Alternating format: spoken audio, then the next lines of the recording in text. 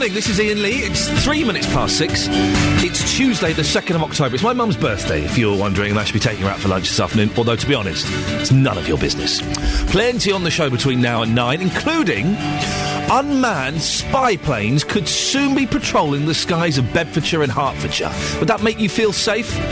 A mum who smacked her children is freed from prison. The judge says her actions were no worse than those of many loving and caring parents. Well, do you agree? Is it ever acceptable to smack your kids? And hey, listen, I don't have one, but I'd love one. What do you use your shed for? All that and more, 08459 455 555. BBC Three Counties Radio. You can give us a call any time during the show, 08459 455 555, or you can text 81333, starting your text 3CR, or you can email us as well. It's one of the computer things, isn't it? 3cr@bbc.co.uk. I should warn you, dear listener, I have taken way too much decongestant and way too much cough medicine today, so, it could be a little bit psychedelic, the show this morning. You never know. Now, unmanned spy planes known as drones could soon be patrolling the skies of Bedfordshire and Hertfordshire, supporting the work of police officers on the ground. That's if the chief constable in charge of the new National Air Service has his way. It all sounds very 24. They have drones in 24, don't they? Which is kind of why I'm a little bit excited by this. The BBC Three Counties reporter, Laura Gray, is in the studio to explain how all of this is going to work. Good morning, Laura. Oh, there we go. Good morning, Laura. Good morning. That's better, we can hear you now. Why are drones being introduced? OK, well, they're going to be used for monitoring to help the police, and according to Alex Marshall, who's leading the scheme, which will work alongside police in Beds and Herts, one of the main draws of these drones is that they're going to cost less to run than manned aircrafts. So it's estimated that the cost of running air support will fall from around 63 million to around 48 million. What's interesting is they're actually already being used as monitoring devices by several police services and fire services in some parts of the UK. Wow, so there are drones up in the sky already flying around watching us. It's a little bit creepy. What are the advantages, apart from the costs, of using drones in policing? Well, aside from the cost factor, which is very significant, they can also stay in the air longer than traditional aircraft, and they can do things that you can't do having people in the air. It feels a little bit Big Brotherish, doesn't it, to have these drones watching us from above? Well, funny you should say that, because that's actually the concern of some privacy campaigners. They fear that cheap unmanned drones will lead to an increase in surveillance of the public. But Damien Green, who's one of the Home Office ministers, he stressed that they should only be used where appropriate and that their use should be proportionate. Someone suggested an interesting thing in the meeting we have here yesterday after the show, and they said, well, I don't mind being filmed, because if I'm doing nothing wrong, you can put as many cameras on me as you want, because that would make you feel safer. Laura, speaking to you personally, would you feel safer with these things flying around watching you? I can see the merit of the argument that if you're not doing anything wrong, you've got nothing to hide, so they're all right. But I think there's good arguments on both sides. OK, well, listen, Laura, thank you very much for coming in. It's Laura Gray. Later on in the show, we'll have aviation analyst and security editor Chris Yates will be on the programme after 7, explaining how drones work. I kind of think that it makes me feel a bit safer. I agree with what was said yesterday, that I'm not doing anything wrong. Film me as much as you want, to be honest. It means the chances of me getting my head kicked in the streets are perhaps a little bit less. Maybe you disagree. 81333, starting your text 3CR, or you can give me a call, 08459 455 555. Good morning, Iain Lee, BBC Three Counties Radio. Plenty on the show that I know you're going to want to talk about. I'll give out the phone numbers and the contact details in a little bit. One of the things we're discussing this morning, smacking kids. If you smack your kids, can you honestly say that you love them? 08459 455 555. The reason we're talking about this, there's a story in some of the papers today. Mother who was jailed for slapping children is freed after judge says her actions were, quote, similar to those of many loving parents across the land. So this woman smacked her kids, went to prison for it, got an 18-month sentence, and then was released on appeal. Now, some of the things she did included banging the heads together of 2 of the boys after she broke up a fight, and slapping the 15-year-old and causing him physical injury, a bruised ear. So, There are two things. Was that too excessive there, do you think, what she did? And is it ever acceptable to smack your children? They're smaller than you, they're younger than you, they're tinier than you. So is it okay to smack them? Surely, if you smack a kid, like a little person, you've lost the argument, haven't you? If you're trying to control them and raise them through fear and intimidation, then that's not a decent way to bring up kids, is it? Or am I wrong on this? 08459 455 555. Oh, look, the newspapers have just arrived. We'll have a little look at those in a second. 08459 455 555. Do you smack your kids? You're still allowed to. There are people that think you're not allowed to smack your kids. You are allowed to smack your kids, as long as, hey, get this, as long as you don't leave a physical mark. Oh, right, OK, that makes it OK. That's the law. You can hit them, as long as you don't use excessive force and don't leave a physical mark. I think that's correct. Is it ever acceptable to smack your children? I'll tell you something now. I've got two boys. One's 2.5, one's a baby. I would never smack them. I would never smack them. And I think that if you do smack your children, you are a bad parent. I've said it. If you smack your kids, you're a bad parent and they should be taken off you. 08459 455 555 is the phone number. You can text as well. 81333. Starting your text 3CR. I can't believe that any of you do smack your kids. You're all far too sensible to do that, aren't you? You wouldn't do that, you lot. 08459 455 555. Let's have a quick look at the newspapers. Look, this is the first I've seen it. The Daily Telegraph. Schools threaten university boycott. Heads told to protest over systematic bias against privately educated pupils. And there's a terribly sad story. Suicide father who stabbed children with Sefton's riders. Very sad story. The Guardian. End of elitism. Miliband vows to prepare teenagers for work. Labour leader will concentrate on forgotten 50% who don't go to work. And Taliban kill policy has hit morale, NATO chief. And more on that Jimmy Savile story. Was he a paedophile? A lot of the papers are asking. We'll talk more about that later in the week. We mentioned it yesterday, and we'll talk more about it later in the week. We'll give you more information later. The Times. Miliband in £1 billion pledge to focus on apprentices. Key role for business in Labour schools plan.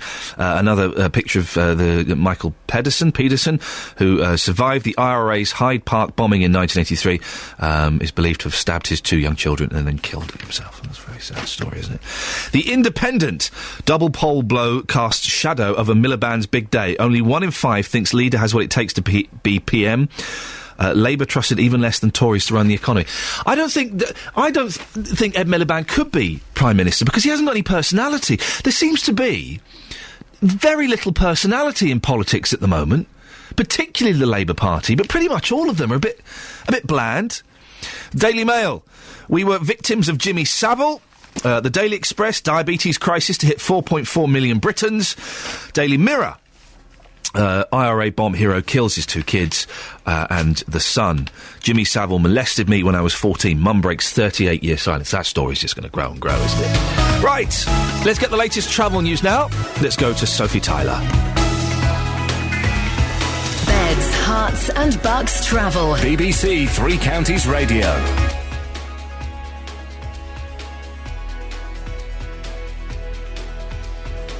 Or maybe we don't go to Sophie Tyler. Maybe she's stuck in the travel. Let's see what's happening there. I can see the team frantically. We've lost Sophie Tyler. Who knows where she is? If you've seen Sophie Tyler, I believe she's a short young lady with red hair, then do get in touch. 08459 455 555. Well, as that mystery deepens, we'll move on. It's Tuesday the 2nd of October. It's 6:15. These are your headlines this morning on BBC Three Counties Radio. A major search is taking place in mid-Wales for a 5-year-old girl who the police believe was abducted yesterday evening. Unmanned spy planes could soon be patrolling the skies of Bedfordshire and Hertfordshire, supporting the work of police officers on the ground. In sport, defending champions England have been knocked off the World 2020, out of the World 2020, after being overpowered by host Sri Lanka in their final Super 8s match. We'll have weather in a few minutes. And coming up, men, and I'm guessing this is men, and if I'm appearing sexist, I apologise. But men, do you have a shed? And what do you do in there? I don't have one. I do, but it's useless. And I'm very jealous of those people who do have one. 08459 455 555. What do you do in your shed? And find out why we're talking about it in the next 15 minutes. BBC Three Counties Radio. Jonathan is away this week, and he's being replaced by the excellent Bill Buckley, who is well worth a listen. Don't forget, on October the 5th, this Friday, it's Beatles Day here at BBC Three Counties Radio, and I'm genuinely very excited about this. I love them Beatles. If you've got a Beatles story, for this show, we're looking for your tenuous Beatles links. And I want it to be really tenuous. We had someone say, oh yeah, well my dad played in a band that supported the Beatles. That's too good. That's too good for this show. On Friday, I want your tenuous Beatles links, and it can be as vague and as tenuous as you want. Could you email them to me? Don't phone up with them this morning. Email them to 3cr@bbc.co.uk. And if you mark your email, Iain Lee, Beatles Day. So your tenuous Beatles link, send them in, 3cr@bbc.co.uk. Mark your email, Iain Lee, Beatles Day. Now, my two favourite Beatles songs in the world. The first one is Martha, My Dear, from the White Album, about Paul McCartney's dog. The second one is this. Isn't that just fantastic? What a great way to start with that wonderful song from Revolver. 08459 455 555. Fingers crossed, we'll have the weather with Chris Bell. We were talking about the spy planes earlier on. There are going to be unmanned drones, possibly, flying over Beds, Herts and Bucks at some point. And an anonymous milkman has texted in, this is disgusting. 81333, starting your text 3 hours. Disgusting. Morning, Ian. As well as being a milky, I would not like a spy cam on me, as I've just had a pee by the side of my van. That is disgusting. There are milkmen peeing by their vans? Oh, dear God. He's banned from listening. Whoever that is, you're banned from listening. I don't want those kind of people. I thought we had a classy clientele listening to this in Beds, Herts and Bucks. Not mucky milkmen. Anyway, if you walk down to the end of your garden and have a look in your shed, what's in there and what do you use it for? I've got a shed. It's awful. It's tiny. The window has fallen out. It's falling apart. And we've got the lawnmower. We've got some wood. And we've got, like, a wigwam for my little boy. Do they still call them wigwams these days? I don't know. That's all that's in there. We looked at getting a big shed built. Like, we looked at getting a little log cabin with electricity and stuff, and then we saw the price. We went, we don't need it so much. Well, the reason I'm banging on about sheds so much is because there is a project in Milton Keynes which is extending its opening hours to bring elderly people together in a shed. Frank from Old Wolverton has been going to Men in Sheds since it opened in March. He says it's nice to have the chance to socialise. We moved here after I retired, which I did 18 months ago, and the thing after when you retire is, and especially if it's a new area and you don't know anybody apart from family, then we needed somewhere to go. I needed somewhere eventually after sorting the garden out and the house to do things, and then we saw an advert about Men in Sheds, and initially there was loads of guys there all in the same similar situation as me, looking for things to do, and I think it's a great idea. Main thing about it is you get a load of guys, you don't have to do anything, you can come along and just have a coffee and have a chat or help somebody else. A lot of people here are coming just to because again they've retired or they want to learn other skills. The big advantage of coming here rather than the shed at home is the company. You know, it's rather solitary working on your own in your loft or in your shed, whereas if you come here you've got other guys, you know, you can talk to, have a coffee with. It's not the sort of thing generally that blokes do. You know, blokes aren't like women, they don't go for coffee mornings and that sort of thing, but here you can do that. And you can partake, or you do what you want to do. You don't have to do it, you don't have to be involved. If you don't want to be, you can just come along for the company. How cool is that? Huh? That sounds fantastic. Justin Dealey, our reporter, is going to be out later on at that giant shed to find out exactly what goes on in there. I would love a decent shed, and we hopefully, fingers crossed, touch wood, we're going to be moving house very soon, and there is a nice spot for a decent-sized shed, and it wouldn't be too difficult to run up a little bit of electricity into it.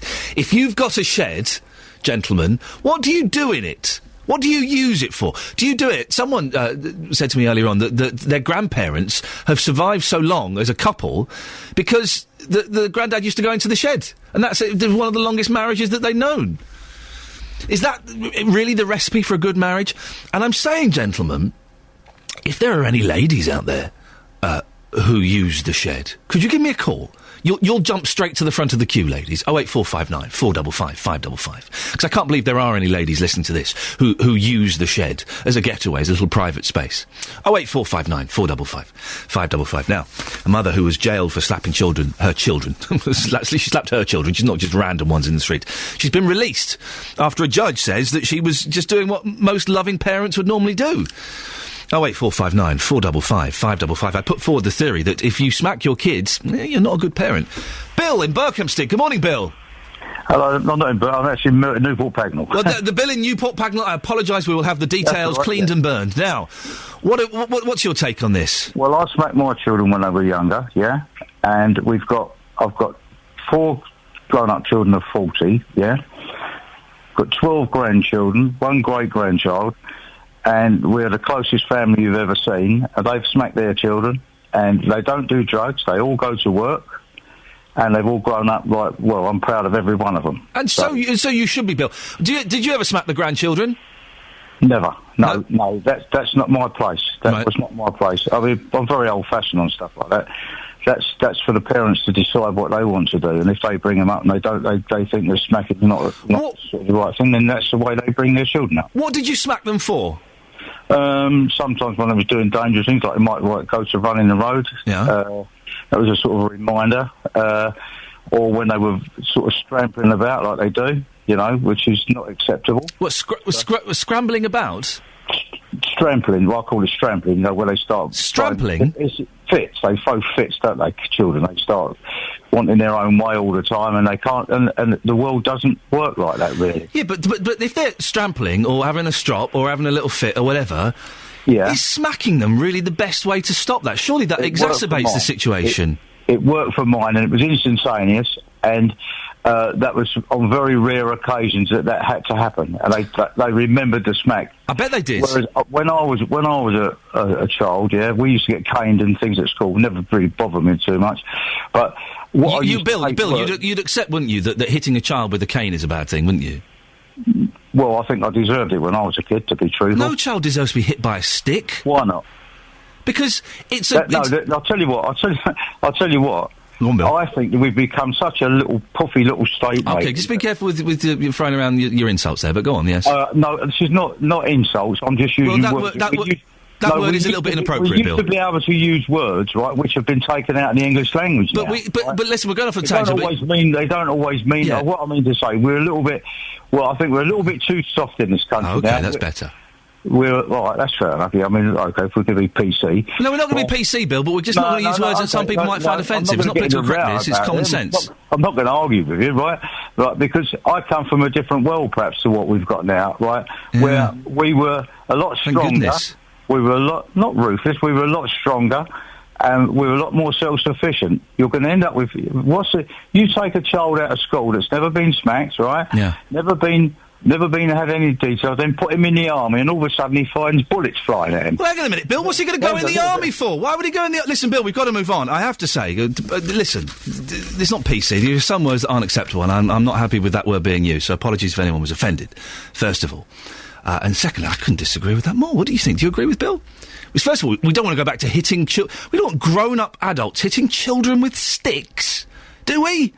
But then if you take it home, adults hitting kids because they're having a strop. My boy has a strop. He goes bonkers. He's 2.5. That's what they do. They have tantrums. And what we do is we either talk to him quietly, or we walk out and ignore him, or we take him somewhere private so that he can, dearie me. Well, OK, right. Across beds, hearts and bucks, this is Iain Lee on BBC Three Counties Radio. If you smack your kids, you're just doing what loving parents around the country should be doing. That's according to a judge who freed a woman who'd been sent to jail. Hey, listen, I completely disagree with that. I think if you smack your kids, you're a bad parent. Big people hitting little people, you've lost the argument immediately. 08459 455 555. We'll find out what happened on Roberto's show last night with the first police and crime commissioner debate. We'll also be talking about sheds. 81333. Start your text 3CR. Or you can give me a call. That'd be better, wouldn't it? 08459 455 555. Ah, dear. 08459 455 555. Now, if you missed Roberto Perrone last night, he does the drive time show. He's excellent. He leaves the computers on when he should turn them off. Apart from that, he's blooming good. But what were you thinking last night? I did miss it, but I've got a note from my mum, so that's all right. I was busy trying to get my little boy to go to sleep without smacking him. Well, it was quite exciting at 6 o'clock last night because our first Police and Crime Commissioner debate took place covering the Bedfordshire area. With 20% cuts across the force in the next 3 years, the candidates wanted to show what they do to combat this. Political reporter Paul Scoynes was listening. You've been up all night writing your report. Yep, haven't stopped. And it's appreciated. What happened last night? Well, they all set out their stall for why they're going to spend £5,000 running for this election. That's how much it costs per person, isn't it? Just underline that. It's a huge amount of money, and the idea is that it probably discourages, people who aren't that serious. We had 5 candidates last night, one from Labour, the Conservatives, the Liberal Democrats, with someone from the British Freedom Party, and we had an independent. And clearly they're kind of in a sort of unusual situation because they're pretty much doing it on themselves. So they were talking about that. Anyway, let's hear, we got them all to set out their stall first of all, and this is Jazz Palmer, who's the Conservative candidate. Well, what I want to bring to this role of a police commissioner is my experience as a former police officer. I'm local. I have lived in rural Bedfordshire for the last 25 years. I have worked in Bedford for 25 years. I've been a borough councillor. I'm visible and accessible. I run a public-facing business. And that is the experience which I want to bring to this role. So, that was Jazz Palmer. So, let's hear from Sandra Glenn now. She was the only independent candidate running, and she said that her role would be about dealing with the way the public saw the police. My mandate is about confidence, concerns and complaints, and to raise the confidence of the people of Bedfordshire, because there are lots of fear of the police at the moment. They're not sure whether the police are doing the job that they're meant to be doing. I realise that I need to be more in touch, and we need to be more in touch with everybody's fears. And this is Kevin Carroll, who's from the British Freedom Party. You might know him better as the co-founder of the English Defence League, but he said it was actually about taking the politics out of policing. What I would deliver is getting the police back to being the police, getting them away from politics. I'm just a humble carpenter, and I'm like every other mum and dad out there, and I have exactly the same fears and concerns as they do. They're just worried about their children's futures, and they just want a safe and prosperous future for their children, their grandchildren, and that's all I want. And I want a level, equal playing field across the board. Paul, can I say what's amazing about hearing those 3 clips is that none of them it would appear, have any policing background. Well, Jazz Palmer actually was a former police officer. Okay, actually. That's interesting. He didn't make it point in that clip, but he used to work for the Met. So he's the one who's actually got the only sort of previous police experience, but the others do say that they've worked with police groups. Ollie Martins from Labour have worked with victim support for a long time. Sandra Glenn was on the sort of independent advisory group for all Beds Police, so they sort of oversee that. But yeah, you're right. I mean, whether or not there is experience, or whether or not the candidate has experience with the police, was something they discussed later in the programme, and the consensus from the non-police people was that it didn't matter, and from Jazz Palmer was that it did matter. Isn't that interesting? And he was the only one. Were they all local? Are they all local people? Mostly, yes. That was actually something that came up quite a few times. It was quite heated in some points as well, because Ollie Martins, the Labour candidate, has lived in Bedfordshire for around 8 years now, but he wasn't born here. Does that matter? I'm not sure. 8 years, I think, is long enough to have been in an area. Long time, yeah. I mean, lots of them made a point about it, one more than others. But he felt really that the public that he was speaking to were more concerned about the reductions. So this is Ollie Martins talking about the reductions in services. Yeah, that's right. What I'm finding is that while there isn't much awareness of the election itself, there is a lot of awareness of police cuts and the fact that we are losing 185 police officers since 2010, the fact that we're losing practically half of the PCSOs in the county. People are very concerned about that. And Linda Jack of the Liberal Democrats, she felt that people were forgetting the victims of crime when talking about getting tough. I think people must seem to be forgetting this, that it's Police and Crime Commissioner, and that's about cutting crime, and that you can do that through detecting, prosecuting and preventing it, and I'm very interested in how we prevent it. But in the middle of all this, we have to make sure that witnesses and victims are properly heard. 20% cuts across the force in the next 3 years. What are they going to do about that? Well, Ollie Martins of Labour says there's not much you can do as a commissioner. And when you consider that over 80% of the police budget relates to the cost of employing police officers and police staff and paying their pension contributions, you quickly see that when a police authority and police commissioners are facing 20% cuts, there is very little room for manoeuvre except from reducing the police strength. Now, Sandra Glenn, the Independent, wants people to pay an extra £8 a year to fund their force. That's a 6% rise on your council tax. So I've asked for an increase for 3 years of 6% per year, and that means that's an average of £8 a year per household. If you've got a bandy house, the portion of the council tax that goes to the police is £150 on a bandy.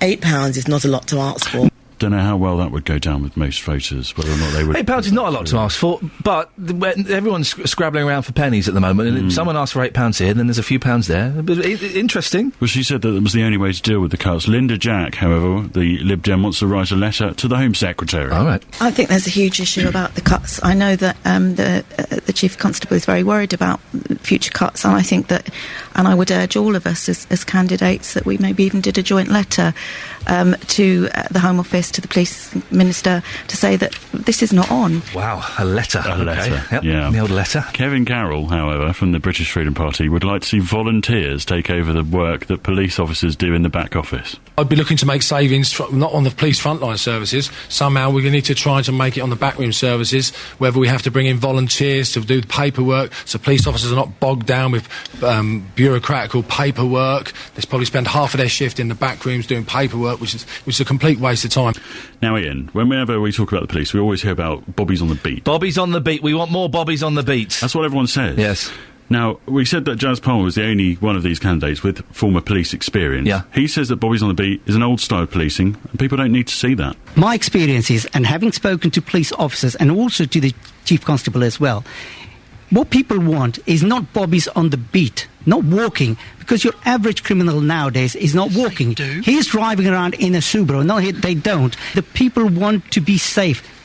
And if they are safe, they'll feel safe as well. And it's not the be-all or the end-all. If they didn't see a policeman for 5 years, if they don't get burgled, that's what I want people to feel. They're all driving Subarus? Yeah, I'd like to say categorically the BBC does not say that all Subaru drivers are criminal. I just want to make that clear. Oh, we don't need Bobbies on the beat. We've got drones now. Listen, we're running out of time. It sounds all very worthy, and it was getting a little bit tense there. Any tension? Was there a punch-up? There was a punch-up of sorts. Linda Jack and Kevin Carroll, they've been arguing before they'd gone on air. Wow. They got a bit heated about Kevin's history. He's an EDL activist, as we've said, and when they were discussing the issues that most people were worried about, Kevin had said terrorism, Linda had said antisocial behaviour. This is what happened. Your co-leader, your co-leader, sorry, your co... No, I'm not. Problem with terrorism. I'm a mother. You can all have your say. Linda and Kevin. Linda and Kevin, you can both... Linda, no, you will both be able to have your say, but I would ask you to remain calm. Kevin, I would ask you, Linda and Kevin. I've had 3 assassination attempts on my life. Kevin and Linda, I will ask you to remain calm, and we will have the debate. Excellent to hear Roberto controlling that situation. It was really tough. It sounds very, very uncomfortable. It was very tough, but I mean that was the only moment when they did go a bit, did get at each other's necks. But I do wonder if, with 6 weeks to go, that probably isn't the last you've heard of those two. Yeah. Paul, listen, thank you very much for keeping us up to date. There's more of that on Roberto's show next Monday. A reminder, you can see all the candidates online at bbc.co.uk/3 counties, and no doubt we'll be talking about it more on this show. Good morning, it's 6:46. It's Tuesday, the 2nd of October. These are your headlines this morning on BBC Three Counties Radio. Hundreds of people in a small town in mid-Wales are searching for a 5-year-old girl who police believe was abducted last night. Remote-controlled spy planes could soon be patrolling the skies of Bedfordshire and Hertfordshire as part of the new National Police Air Service. In sport, England's cricketers are out of the ICC World 2020 after losing to host Sri Lanka by 19 runs. And your weather across Beds, Herts and Bucks. It's dry with patchy cloud and top temperature of 17 degrees. Coming up, we'll talk more about those remote-control spy planes that could soon be hovering above your heads. And men in sheds. What do you do in yours? 08459 455 555. BBC Three Counties Radio. Now, we'll be talking about this all morning, and I'm keen to get your thoughts on smacking children. A mother jailed after children told social workers she smacked them was freed from prison last night. A judge said her actions were no worse than those of, quote, many loving and caring parents throughout the land, unquote. He criticised the junior judge who jailed her for 18 months and ordered that she should be released immediately. Well, our reporter Justin Dealey has been in Milton Keynes finding out whether you think it's acceptable to smack children. Sometimes it depends. If the child's not old enough to understand, then no, because the child's not going to understand why it's being smacked and it's just going to get upset. If the child's older and understands the reasons they've done it wrong, then obviously you can emphasise it as long as you don't smack them too hard. What do you say to anybody, though, who says that it's cruel, it's outrageous to smack a child, that is just wrong, what you're saying? I'd say, why are they living in a nanny state still? Realistically, it doesn't matter. Our generation got a smack when they were younger. Are we bad people? No. Did it affect us mentally? No. Linda, you're a mother of two. You have smacked your children. When you smack them, how did that make you feel? At the time, I was angry, but it wasn't like, a real hard smack. It was more like just a correctional. But even still, I don't think it really... you get anything from it, really. Nor do they, because at the end of the day, they might think that's acceptable and then they carry on and do it themselves, so... Did you feel like you were a bad parent when you did that? Probably not really at the time, because I thought I was putting them on the right track, but yeah, now I do, yeah. So smacking doesn't work. No. From what you're saying, it's all in the tone of the voice. You don't need to smack to get your point across. Correct. There's other ways to make them see right from wrong without physical smacking them, yeah. Clive, you have two children. The key question this morning, is it ever acceptable to smack a child? I don't think so, no. It is a very contentious sort of subject, but no, I don't think so. Very personal question. Have you ever done it yourself? I have, yes, on a couple of occasions. And is that just because in the heat of the moment you lost it, and this judge is saying that you can still be a loving parent even if you smack your child, so you probably get along with his comments, wouldn't you? Yeah, I would, yeah. It was in the heat of the moment, and yeah, it does happen. Thank you for that, Justin. Well, we've had the phrases already. Political correctness and nanny state. Let's leave them to one side and let's try and have a sensible debate now. Because, if you notice, the two people who said they'd hit their children in that report said they did it when they were angry. So they weren't thinking straight. You can't hit a kid out of anger. Listen, I've been really angry with my little boy. He can be really naughty. He's 2.5. And I've been really angry with him. And I could see how people would and could hit while they're angry. But that's surely the worst time to do it, because it's not coming from a point of reason. It's not coming from a point of thought. It's coming from being angry. I'd love to hear your thoughts on this. You can text 81333, starting your text 3CR, or you can give me a call, 08459 455 555. Is it ever acceptable to hit your kids? I don't think so. Now, this Friday, as we mentioned, is Beatles Day across the BBC, and on the day itself, we're wanting to hear your Fab Four memories. On this show, we want your tenuous Beatles links. We've got some great stuff lined up. Tenuous Beatles links. Email them to 3cr@bbc.co.uk. Put the subject Iain Lee Beatles Day. Well, BBC Introducing has also got involved with this, and they've been asking all of the unsigned bands from across the three counties to record their interpretation of a Beatles song. Today we're going to play I'll Cry Instead, released by the Beatles in 1964, and this is a cover version by the Ringo Flanagan Trio from Biggleswade. Gotta love them Beatles. Now, listen, I'm so excited about this, genuinely, and I'm very, very envious. Sheds. No, listen, I know it doesn't sound very rock and roll and very cool, but I think they are. I think they are. Justin Dealey was telling me earlier on that him and his mate, when they were like kids, like teenagers, his mate had a shed at the back garden. They go and play computer games, had a fridge in there, watch telly. How cool is that? Well, what's in your shed, dear listener? What do you use your shed for? There's a fantastic project in Milton Keynes which is extending its opening hours to bring elderly people together in a shed. I know. Paul Griffiths is the Community Development Officer for Age UK in Milton Keynes. Good morning, Paul. Good morning, Iain. I love this. Tell me exactly what is Men in Sheds. Well, Men in Sheds is a movement that started in Australia originally, and it was for older men who had retired and lost that sort of social contact that they have through work and were feeling isolated at home. And so they started the movement really as a sort of a social activity, but then quickly realised that the men, when they got together, wanted to get involved in different hobbies, they wanted to get involved in community events, And also it supported health and well-being, because men, one of the things that men are pretty bad at doing is talking about any illnesses they might have in a formal healthcare setting, going to see the doctor.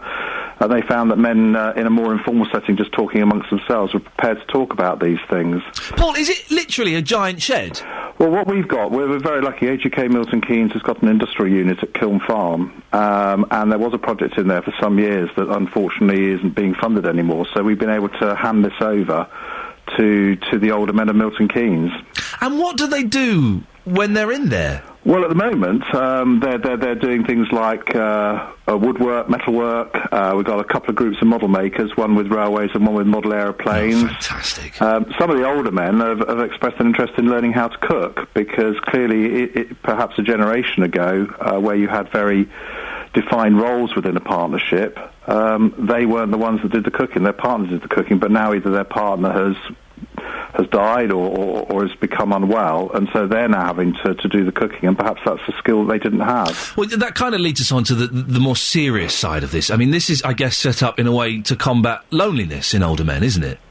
It is. There have been a number of studies recently. In fact, there was one published just last week by AGK nationally and YouthNet that said that they thought that up to 34% of older people in society now could be lonely. And there was another study that was done by the Social Care Institute back in May, so again, quite a recent study, that showed that this could be up to 25% of people, and that loneliness and social isolation can impact on health and well-being, can lead to high blood pressure, can lead to depression, and that can, be life-limiting, and also, of course, add to the costs of the healthcare service. But some old men, very stuck in their ways, Paul, as I'm sure you know, and why would I want to go do this? How do you persuade someone who perhaps is a little bit lonely and is stuck at home or in their shed at home on their own, how do you persuade them that this might be a good idea for them to come along? Well, I think, the publicity you're giving us today, and hopefully we'll get in the local papers as a result of yesterday.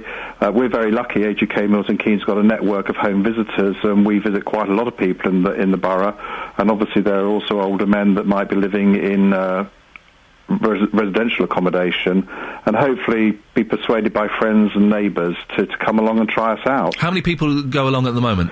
Well, at the moment we're down to a sort of a hardcore of about 20, and that's because we were only able to open on a Wednesday, and there was nothing really there. It was a blank sheet of paper. Now we've got a workshop up and running. We're able to open 3 days a week, and hopefully soon open 5 days a week. So I think we're going to get more men coming along. And this project is, the Three Counties is leading the way with this in this country. Are other areas starting to look and take interest? We are. We're leading the way in this region. I mean, there are about 20 sheds across the country. The first that came into the UK was in Cheshire in 2008, but already news of the Milton Keynes shed is spreading across the region, and we're working with colleagues in Bedford and Aylesbury to set up sheds there. And clearly, there may be men living in other towns in the region that feel that, this is something that they'd like to see in their area, and we'd be very happy to help. Paul, would you ever let a lady into your shed? Ooh. Controversial. Controversial. We'll probably have ladies' nights, and we are looking, one of the other things that came out was, again, looking at this sort of partnership role, is that a number of older women have approached us and said, hey, hang on, we could do with learning some DIY skills. Fantastic. So we are looking at setting up a DIY programme for older women. Paul, I think it's a fantastic project. We'll have more on this later on in the show. Best of luck with it. Thank you very much. Thank you very much. That's Paul Griffiths, the Community Development Officer for Age UK and Milton Keynes. A couple of things I want to ask you. Have you got a shed? What do you do in it? That's the simple one. 08459 455 555. And are there any ladies out there listening to this who use the shed? If you're a lady that uses your shed, you can call up. We'll be completely sexist today. You can jump the queue. I don't mind. That's an hour over already. How did that happen? Plenty more coming up. Smacking children. If you do it, I've got to be honest, I think you're a bad parent. 08459 455 555. More on sheds, but before that, the latest news and sport with Catherine Boyle.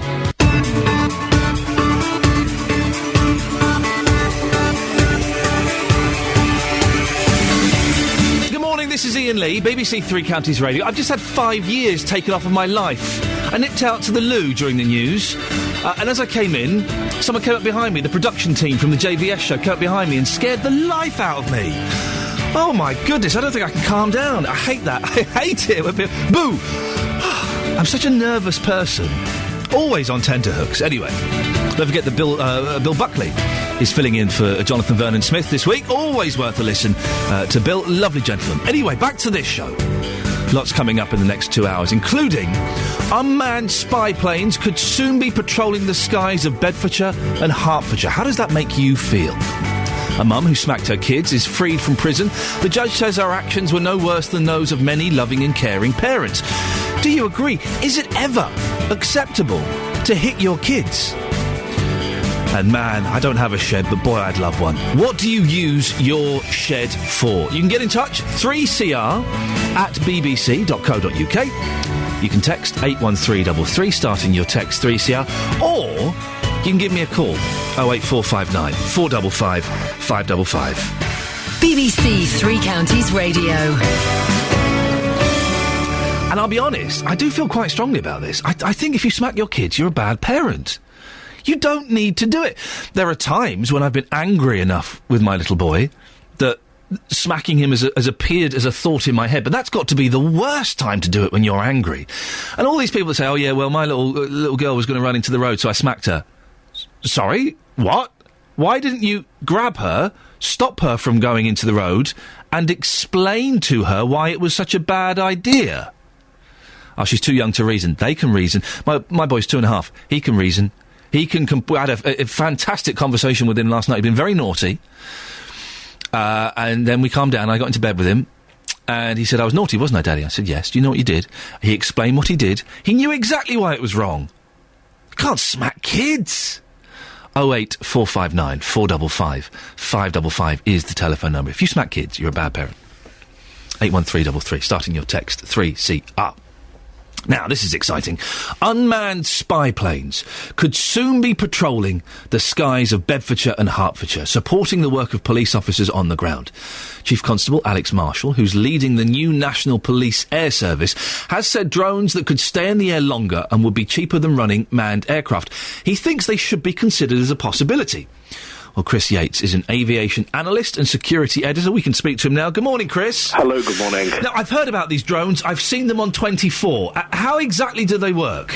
We're talking about unmanned aerial vehicles. That's the official term for these things. Right. More often associated with the military. Over recent years, when we've been watching television pictures of military activity out in Afghanistan and places like that, we've seen these aircraft being used. But they're used in relatively uncontrolled airspace. Here in the United Kingdom, we're a small country, and the thought of having unmanned aerial vehicles in the air with all of that commercial air traffic, there are some concerns there. How does it work? Is it like a remote-controlled aeroplane and someone is sat somewhere in a control tower with a little black box that's got a left and a right trigger? Is it as simple as that or more complicated? It's somewhat more complicated, but yes, the principle is the same. We've had model aeroplane people flying their craft for very many years, but essentially what a UAV is a much larger, more complex version of something like, one of these planes that model plane people will fly. And how big are they, Chris? Well, they can be any size, quite frankly. Some of the American-made military units have phenomenal wingspan and can literally fly much of the world. But, in this sort of context, for using to support police operations, we're talking about an unmanned aerial vehicle which is much smaller and essentially is a surveillance gathering vehicle that's able to look down, identify targets, that sort of thing, and to guide, of course, the police vehicles on the ground into wherever they're needed. That, in and of itself, implies that you not only have to control the aircraft, but you have some means of getting the data that it's collecting, whether it's images, infrared, or such like, back to a control point, such that information can be used to do what I said, which is guide in the ground assets. They're not, obviously planes aren't as manoeuvrable as helicopters, so could there be some danger in that? Well, you'd be surprised, actually. UAVs have a significantly high manoeuvrability factor, in so much as some of the very smaller devices can literally turn on a sixpence and shoot off in all sorts of different directions. And, you might think that we're talking about something with a significant wingspan, but some of the newer, more modern UAVs have some very strange aerodynamic shapes. And finally, Chris, the British weather, would that cause a problem at all?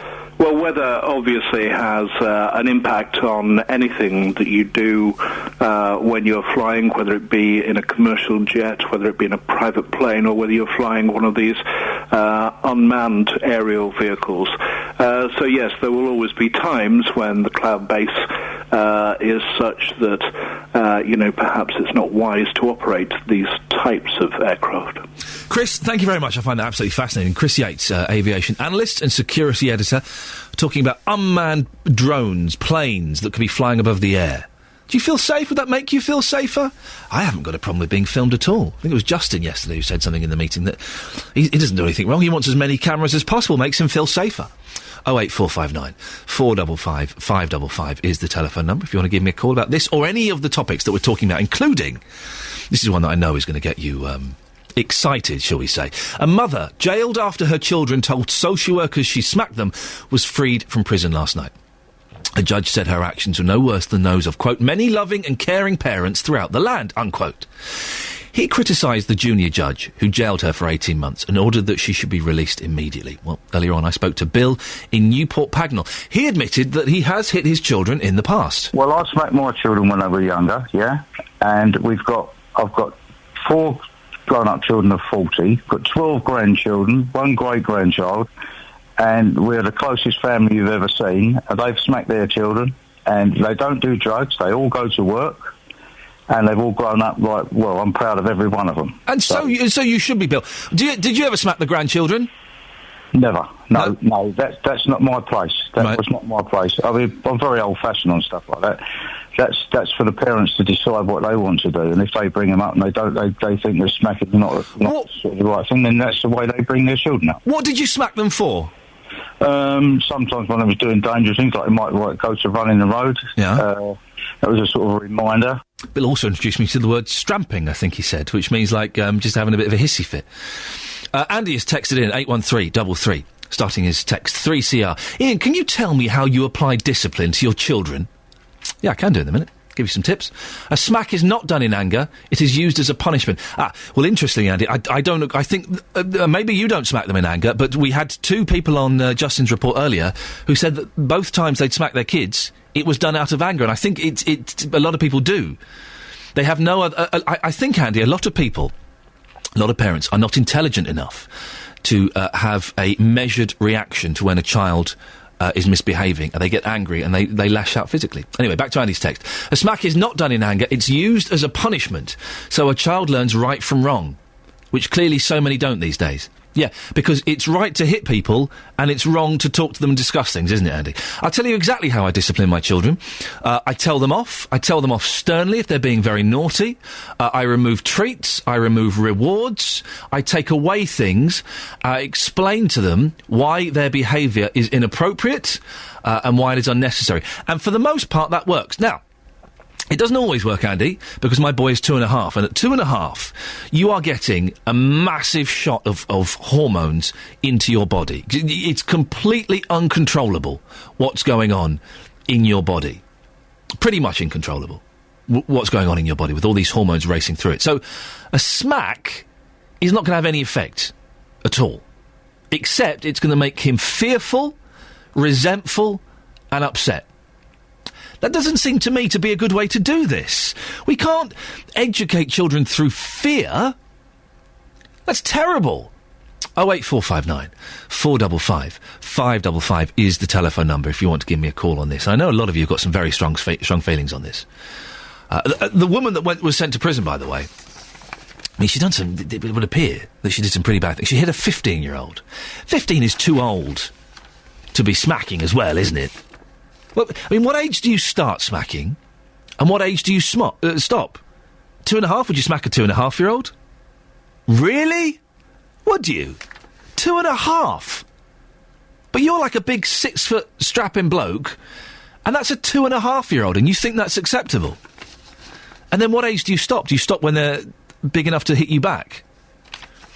81333, starting your text 3CR. You can give me a call, 08459 455 555. The lady in this story, whose name we don't know, she hit the 15-year-old, causing him a bruised ear. She slapped her 3 sons on 3 occasions over a 7-year period. Also once banged 2 of their heads together. Come on, that's from comics.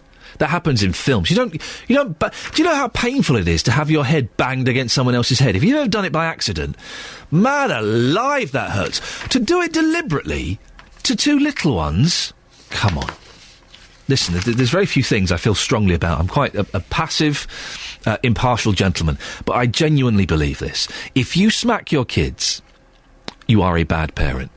Because you are not looking at all of the other options that are available to you. And there are a lot of... I once had a row with Philip Schofield about this. Can you believe this? I say row. Voices weren't raised, but there was tension in the room. Philip Schofield told me that he smacked his kids. I was very surprised. And who else was I on with? I was on this morning at some point, and we had a discussion about smacking kids years ago. And I was really surprised that the Silver Fox admits that he's done it. And people do. I just don't think it's a very good thing to do. It's 7:15, it's Tuesday the 2nd of October. These are your headlines this morning on BBC Three Counties Radio. A major search has been going on all night in mid-Wales for a 5-year-old girl who's believed to have been abducted. Remote-controlled spy planes could soon be used as backup for police in Bedfordshire and Hertfordshire. In sport, defending champions England are out of cricket's World 2020 after a 19-run defeat to Sri Lanka in their final match of the Super 8s. We'll have weather in a few minutes with Chris Bell, and next we'll hear from a woman about sheds. It's her husband's sheds. He had 5. This morning as well, we're also talking about smacking. Last night, a mother was freed from prison after smacking her children. Is it ever acceptable to smack your children? Someone has tweeted me, "My shed is where I take my kids to smack them." Now, come on now, I don't think you're being serious. 08459 455 555. BBC Three Counties Radio. Always worth a listen to Nick's show. 08459 455 555. Sheds, smacking, spy planes. What a mixed show this morning.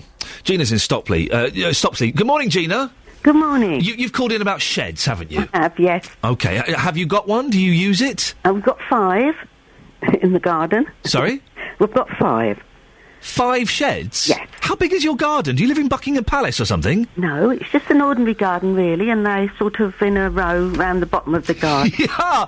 What a lovely image. Why on earth have you got 5 sheds? Well, my husband was a great collector. Unfortunately, he died about 5 years ago. Oh, I'm sorry to hear that. But he collected everything and had his own museum down there. Oh, my goodness, great. What did he have? OK, so obviously he collected sheds. What did he have in the sheds that he collected? Ooh. Kitchen equipment, and he had one of the first vacuum cleaners and a washing machine and agricultural tools. Hang on a second, this is the best list I've ever heard. OK, first of all, kitchen equipment. What kitchen equipment did he have? All sorts of things. It was like Grandma's kitchen in there, all the old items they had in the kitchens, you know. From when, like the 50s or something? No, back further than that, really. Wow. I think sort of beginning of last century, really. Really? And he's got one of the first ever vacuum cleaners? Yes, that's about 100 years old. Well, this is amazing! What else has he got? Go on, this is wonderful. He's got cameras and projectors. Each shed is sort of specialises in different sections. There's a little theme in each one, is there? Theme, that's right. Yes. I like the projectors. I've got an old 8mm projector, and I tried to get it working this week, and unfortunately it's passed away. It doesn't work anymore, which is a great shame because I love those old projectors. That's right. I don't know if ours work a lot anymore. I mean,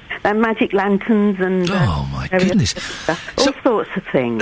Obviously, he passed away, as you said, a few years ago, and that's very sad. I'm guessing you could never get rid of that stuff. Well, I do. I'm trying to find somewhere now that might sort of house it or take it over as a, as a memorial to him. Yeah. Originally, Woodside Animal Farm wanted to take it on, but they can't now. Right. So I'm looking for somewhere like that. I'm actually publishing a book at the end of the month. Oh. And, the first part of it is all about his museum. There's lots of pictures. Yeah. And the second part, he was a historian. He'd written a book in the past about Limbury and Biscuit parts of Luton. Yeah. And what was his name, Gina? Colin Cook. Colin Cook. Listen, Many people will remember him. What we might do is we might send Justin or someone round to have a look at your sheds, if that's all right. He already saw it 3 years ago. Did he? Well, I'm sending... Listen, you've got a book coming out. He's going to come round again. Yeah. Is that all right? Well, I'm hoping that there will be some publicity in the local papers too. Yeah, forget the local papers, those losers. You've got us. You've got Iain Lee on BBC Three Counties. We're going to give you the publicity. It has been on twice before, because Martin Coote came to talk to Colin about 10 years ago now. Listen, Gina, stay on the line. We're going to get your details, and Justin or someone is going to come out again, and we're going to have a little look at your sheds, and we'll have a little look at your book as well. Well, the book is not. It's at the printers at the moment, so I haven't got one to show him just till about the end of the month. We'll make sure we'll leave it a few weeks then. Yeah. All right, Gina. Lovely to talk to you. How cool is that? Gina's sheds. Justin, I've got a job for you. 08459 455 555. Now, if you've ever seen a car crash or a near fatal road accident at some point, you'll know just how distressing it is. Well, imagine that situation, but the person involved is your own daughter. And that was the reality for one mother from Milton Keynes. Margaret Bower's daughter, Olivia, was seriously injured when she was hit by a car as she crossed the road on her way to school nearly 2 weeks ago. Margaret joins us on the line now from the John Radcliffe Hospital in Oxford, where Olivia is being treated. Good morning, Margaret. Good morning. First things first, how is Olivia this morning? She's doing absolutely brilliantly.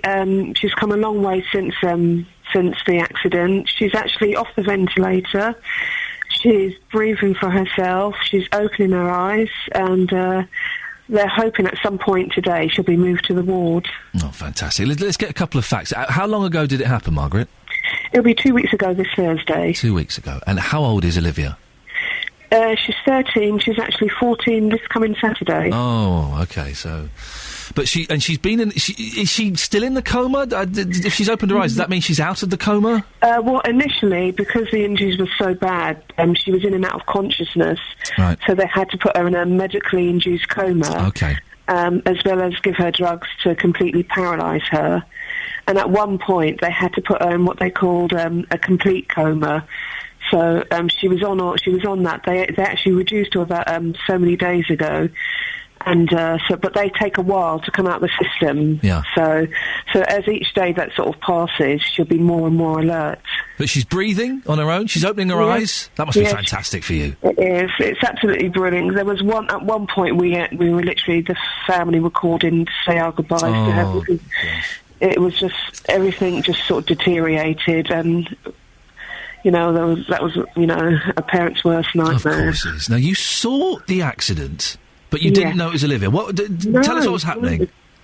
I was actually on the way taking my 5-year-old to school on the bus, and from where I live, the next bus stop is in between where the accident happened, and you could actually see all these cars, and I just saw what I now know was my daughter's Olivia's clothes. I saw she has this khaki-coloured coat and a cream cardigan. I'd seen that and said to myself, oh, my Olivia's got a coat like that. And I just thought to myself, oh, the poor person. But you never think for 1 minute it's your own child. So you were on the bus and you went past. When did you realise it was Olivia? The point where I realised it was Olivia, when the bus got to the next bus stop, it's called the Magic Roundabout in Milton Keynes. Yeah. I got a phone call. I didn't recognise the number, and it was the police saying that, is that Margaret Bowers? I said yes. They said it's about Olivia. She's not in any trouble, but where are you? They took us. We're at your where I live, but you're not in. And I said, oh, well, I can actually see you, because I was near the traffic lights on the bus at the time. I said, I can actually see you. I said, I'm on the bus at the traffic lights. And then at that point they said, oh, can you tell the bus driver to let you off now? And as soon as they said that, I knew it was serious. So basically I got off the bus and they met me, and they told me that Olivia's been in a car accident, and I actually said, is it the one just there? And at that point they said, yes, it is. Oh, Margaret, listen, she wasn't on the pedestrian crossing, is that right? No, that's right. Was she close to it? It's actually not far from where we live at all. But where she goes, and I think a lot of the other school children go, and in fact some of my other children have gone that way, is because it's quicker. Yeah. So she actually crossed not where the crossing is, and unfortunately, you know, it was no one's fault at all. That no driver was no one's fault at all, and she just was on the phone to a friend and wasn't looking and just got hit by a car. Can I say, Margaret, I think that's very noble of you to say that it's no one's fault, because I mean, I have no idea how I would react in this, but I would want to be putting the blame somewhere. Yeah. I mean, the police actually checked the driver, made sure that she wasn't on the phone or doing any texting, and she wasn't. So, you know, that's why I actually feel for the driver, because it's totally unfortunate.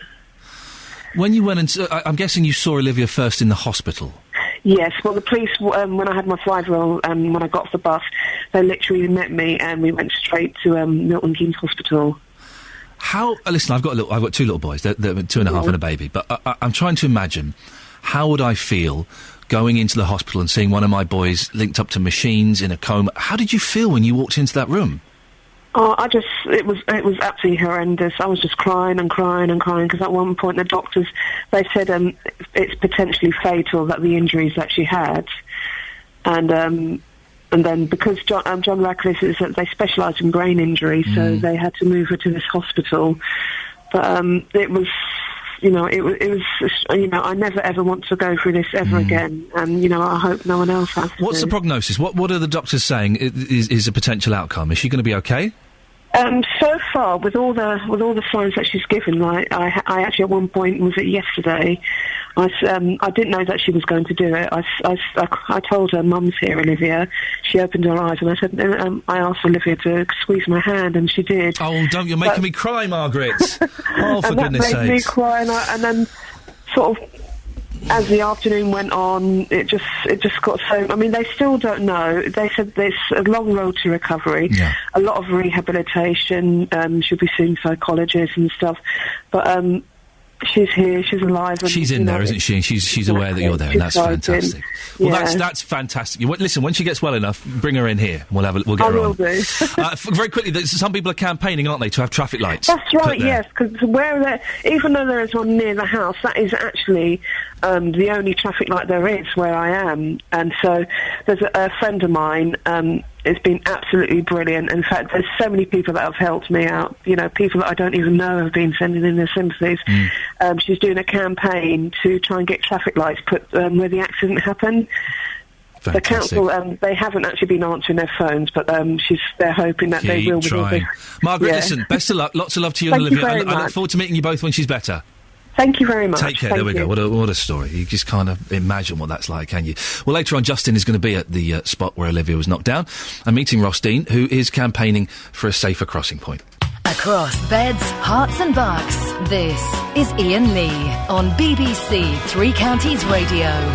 Morning! Here till 9 o'clock, then it's Bill Buckley filling in for Jonathan Vernon-Smith. Coming up in the next half an hour, more on smacking, more on men in sheds, and also Network Rail has opened a huge centre in Milton Keynes, employing thousands of people. Many of them have travelled from miles away. I know there's at least one person who's travelled all the way from Edinburgh to get a job there. What's the furthest you've ever travelled for work?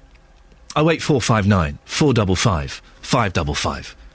And we're talking as well about smacking, because a mother jailed after her children told social workers she smacked them was freed from prison last night. A judge said her actions were no worse than those of many loving and caring parents throughout the land. He criticised the junior judge who jailed her for 18 months and ordered that she should be released immediately. Our reporter Justin Dealey has been out in Milton Keynes finding out whether you think it's acceptable to smack children. Sometimes it depends. If the child's not old enough to understand, then no, because the child's not going to understand why it's being smacked, and it's just going to get upset. If the child's older and understands the reason they've done it wrong, then obviously you can emphasise it as long as you don't smack them too hard. What do you say to anybody, though, who says that it's cruel, it's outrageous to smack a child, that is just wrong, what you're saying? I'd say, why are they living in a nanny state still? Realistically, it doesn't matter. Our generation got a smack when they were younger. Are we bad people? No. Did it affect us mentally? No. Linda, you're a mother of 2. You have smacked your children. When you smack them, how did that make you feel? At the time, I was angry, but it wasn't like, you know, a real hard smack. It was more like just a correctional. But even still, I don't think it really... you get anything from it, really. Nor do they, because at the end of the day, they might think that's acceptable and then they carry on and do it themselves, so... Did you feel like you were a bad parent when you did that?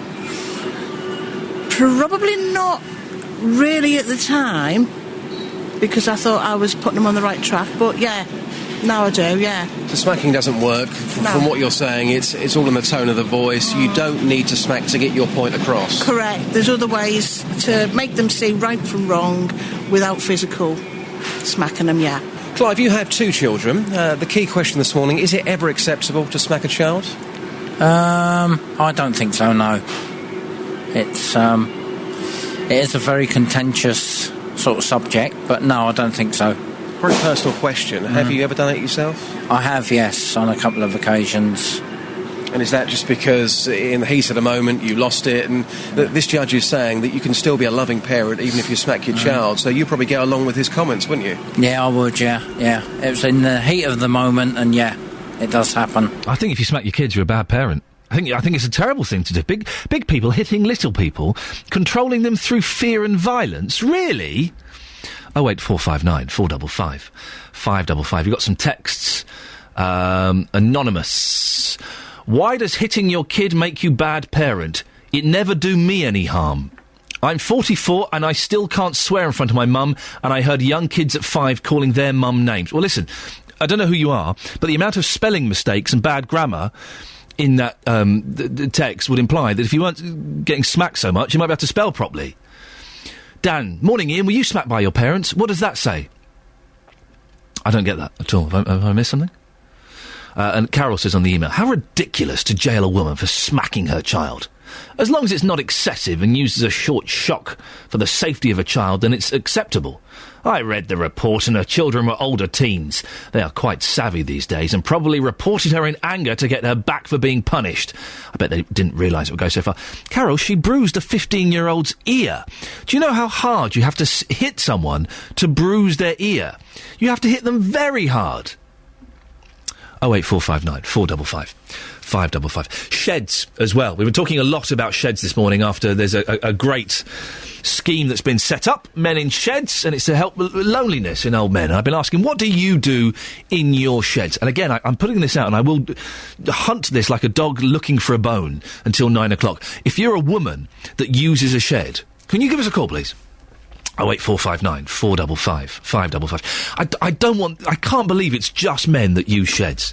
Dave's in Todno. Good morning, Dave. Good morning, how are you? I'm very well, thank you. Do you have a shed?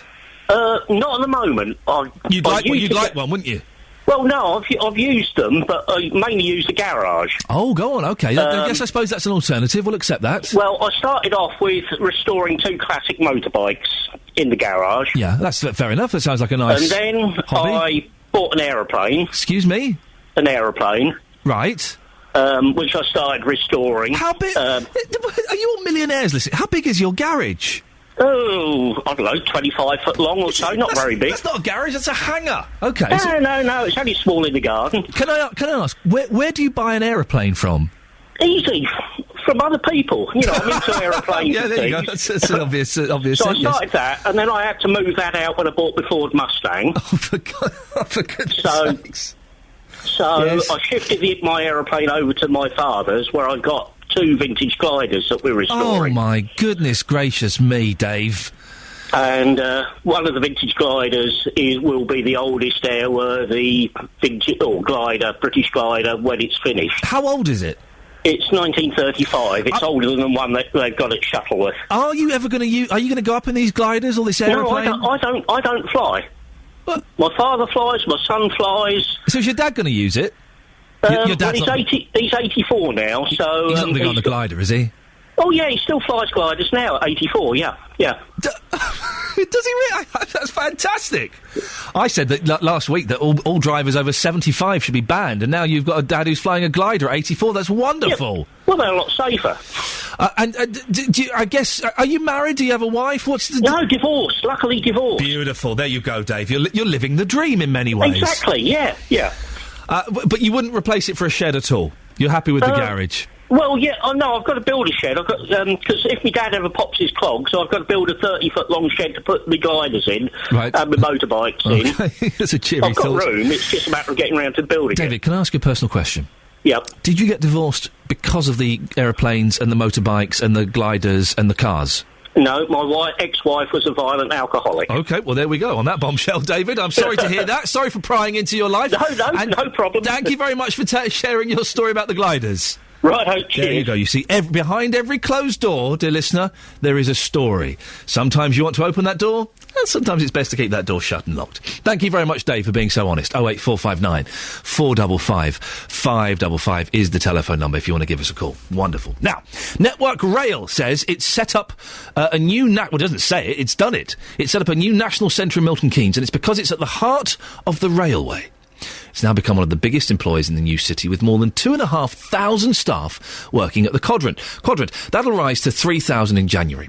More than 150 people have been employed from the local area, although many have relocated from much further afield to work there. Our reporter, Jessica Cooper, has been talking to staff, including Richard Doyle, the HR director for Network Rail. The vision fundamentally was to bring together people working across the business into a single location for our corporate functions, people who are doing planning activities, human resources, procurement, who were located across about 15 different central facilities across the country. But the vision really is bringing people to the heart of the country, to the heart of the railway, to work together and for the good of the railway, to improve the safety, reliability and performance. So that's why Milton Keynes was chosen, because of its location, mostly? It's very central. It has fantastic infrastructure locally, whether that be schooling. Obviously, it's great in terms of the railway, 3 minutes from Milton Keynes Central Railway Station. Great catchment area in terms of talent. We've recruited, a lot of the people recruited externally have come from the Milton Keynes area. Around 40% are Milton Keynes, Northampton postcodes. We've relocated a lot of people here, and a number of people are able to travel because we're in touch of North London, and we're certainly in touch of Birmingham, given the excellent transport links. How many people are working here now, then? Is this building fully operational now? Pretty much. We're about 75%, 80% occupied. The majority of people, around 2,500 people, moved in over the past 3 months, from June to September. We have another phase in January when a number of people will join. So it is big. It's based around 4 individual blocks with a roof over the top and a street between them. And each of the blocks you'll see 3 stories high, and each named after one of the lakes in Milton Keynes. My name's Stuart Ash. I'm a duty controller within the National Operations Centre at Network Rail Milton Keynes. If I'm sat on a train and I hear on the tannoy that there's a delay because of an accident or an engineering problem or something, you'll be looking here at that problem and trying to sort it out. The individual route controls will manage the incident on their route. What we'll endeavour to do is keep an eye on how that's being managed, and more importantly, the effect it has on other routes. So in front of us, looks a bit like a game of Pac-Man or something. It's a black screen with some bright colours on. Are they the trains? That's it. Yeah, each of those screens represents an area of an individual route. All the coloured numbers represent trains. Green being on time, purple or pink, being over 20 minutes late. So the more green, the better. Have you moved to this area, or have you relocated? I was actually I moved to the NOC when it moved from London to Milton Keynes 3 years ago. Obviously, since then we've moved over to the Quadrant a couple of months ago. So it's been a nice change moving from that office to this office. It's a nice environment to work in. I am a local girl. I live in Milton Keynes. Was looking for a new opportunity, saw all of the press coverage about the Quadrant and the opportunities that it provided. I thought, what a great opportunity. My name is Kate Roglowski and I am Communications Manager in the National Level Crossings team. It's an amazing building to work in. The job's the key thing, but actually having really nice surroundings obviously helps things along a bit. It does make you wonder, how far would you go for work? I've been really lucky that I've kind of, a lot of my work has been pretty local to me, and there's sometimes I've had jobs away, but in this ridiculous industry you get treated far too well, and you get flown and driven in cars and trains and everywhere, so I've never had to worry. I did once turn down a high profile job in Manchester that would have involved me moving to Manchester. I didn't fancy it. I live down here, my family are down here. I couldn't make that big a move. very nearly moved to Japan for a year, but that's a whole different kettle of fish. 08459 455 555. What's the furthest that you have or would move for work? Good morning, this is Iain Lee. It's 7:45, Tuesday the 2nd of October. These are your headlines this morning on BBC Three Counties Radio. A major search has been going on all night in mid-Wales for a 5-year-old girl who's believed to have been abducted. The head of the new National Police Air Service is suggesting remote-controlled spy planes could soon be used in Bedfordshire and Hertfordshire. Sport, defending champions England are out of the World 2020 after losing by 19 runs to host Sri Lanka. The weather across Beds, Herts and Bucks, it's dry with patchy cloud and a top temperature of 17 degrees. And coming up, more on those remote-control spy planes. And men in sheds, what do you do in yours? 81333, start your text 3CR. Or give me a call, 08459 455 555. BBC Three Counties Radio. We'll be celebrating Beatles Day on this show by playing some music. We've got some great clips and interviews and guests, but I really want your tenuous Beatles links as well. So we had one yesterday. My brother once owned Sgt. Pepper's. Fantastic. I want really tenuous Beatles links. Can you email them to me? And we'll read out the best ones on Friday. If you send it to 3cr@bbc.co.uk and mark the subject heading Iain Lee Beatles Day. And the best ones, the more tenuous, the better. And we'll read them out. Now, we're talking about smacking after a woman was freed from jail by a judge who said that actually smacking is all right. 08459 455 555 is the telephone number. Deborah is in Stevenage. Good morning, Deborah. Deborah? We may have just lost Deborah there. I will hand her back to the team and we will see if we can track Deborah down again because she had some story to say. I have to say, I do think if you smack your kids, you're a bad parent. You've lost the argument, haven't you? Big people hitting little people, that doesn't make any sense at all to me. No sense at all. We'll see if we can get Deborah back, and we'll come back to her in a little bit.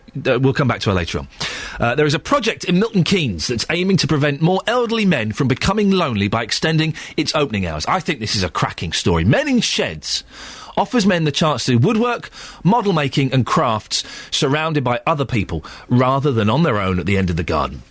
Our reporter, Justin Dealey. He's not an old man, but he's getting there. You're in Milton Keynes. Sorry, Justin, I didn't know you could hear me. Thank you, Ian. You're welcome. You're in Milton. You're there now, aren't you, in Milton Keynes? Do you know what, Ian? You mentioned earlier on a big part of my childhood was going to my friend's shed. He was called Lee. He lived in Hemel Hempstead. We had a TV in there. We had a radio in there. How old were you when you did that? I was about, 14, 15? Perfect. Great banter. When I turned up with Commodore's Gold and said, let's put this on the record player, it didn't go down too well. But I have to say... I do love getting these little glimpses into your life. Oh, yes, very strange glimpses. But yeah, I'm inside this shed right now. It's absolutely brilliant. It's a shame that you're in the studio. We should be doing an outside broadcast from this place because it's just surrounded by great people, lots happening here, woodwork, metalwork, computing as well. I'm now going to introduce you to some of the characters, and I don't know whether you saw the production notes, Ian, but it says John Hancock, 69 years old. Yes, I'm looking at it now. He is just like you, Justin, except an older version. Oh, my goodness gracious me. Well, let me tell you something. John turned up in the car park this morning, blaring out country music. He got out of his car, he's wearing a cowboy hat and he's wearing cowboy boots. So, let's have a chat with him. John, welcome to the programme. Come across for us. You're here, you're certainly a character. Are you an older version of me, looking at me right now? I think so, yeah. I was nearly as handsome as you when I was your age. You're a character, like all of you here. You officially retired 9 years ago, so in your own words then, John, what do you get up to in this shed here? Well, anything at all, really. At the moment, I'm just mucking with what everybody else is doing, and we've still got to get it off the ground. We've got equipment to build. We've got to fit it all out, and so just there. You've kindly agreed to sing for us at the end, which I'm thoroughly looking forward to, by the way. But in 30 seconds behind us, you're actually a very, very talented man. Tell us what we've got here. Well, you've got a collection of 1/12 scale. That's 1 inch to the foot. Horse-drawn vehicles. And how long did it take you to make those? About 2 years apiece. 2 years. What I'm going to do, I'm going to take a photograph and put that on our Facebook page because you are a very, very talented man. Also going to bring some of the other guys into the conversation. With me here as well is Peter. Peter, welcome to the programme. You're 66 years old. What do you get from this shed then? I get the company. Get a lot of challenge. I'm the chair of the group, the steering group. So we've been fundraising, getting equipment, planning the place out, and we're just ready to get underway with it. It's a bit like herding cats at times, but it's quite rewarding. The first words this morning when the shed opened was, who's got the kettle on? Where's the bacon rolls? This is true. We couldn't find the key to start with, so that was a handicap. It was a good start. Also going to bring Nigel into the conversation. These are fantastic people here, Ian. Nigel, you're 72 years old. You're a former building surveyor. When you retired, you got a bit bored, and you thought this was the best place to come to try and get some of your energy out and do something positive. Absolutely. Obviously rub shoulders with a lot of characters, as you say, but I really just joined in to learn to turn wood and weld metal, because there's a couple of skills that I lack, and this seemed like an opportunity, and little did I know last March what I was getting into. So, and you say that in the nicest possible way. And finally, a word with Heinz. Heinz, come across for us. We're now going European here. Heinz is from Germany. Guten Tag to you, Heinz. Welcome to the programme. It's not just about woodwork, not just about some of the other things in here as well, which are all about manual work. You're the computer expert here. You're the IT man. So how's the computer skills going here?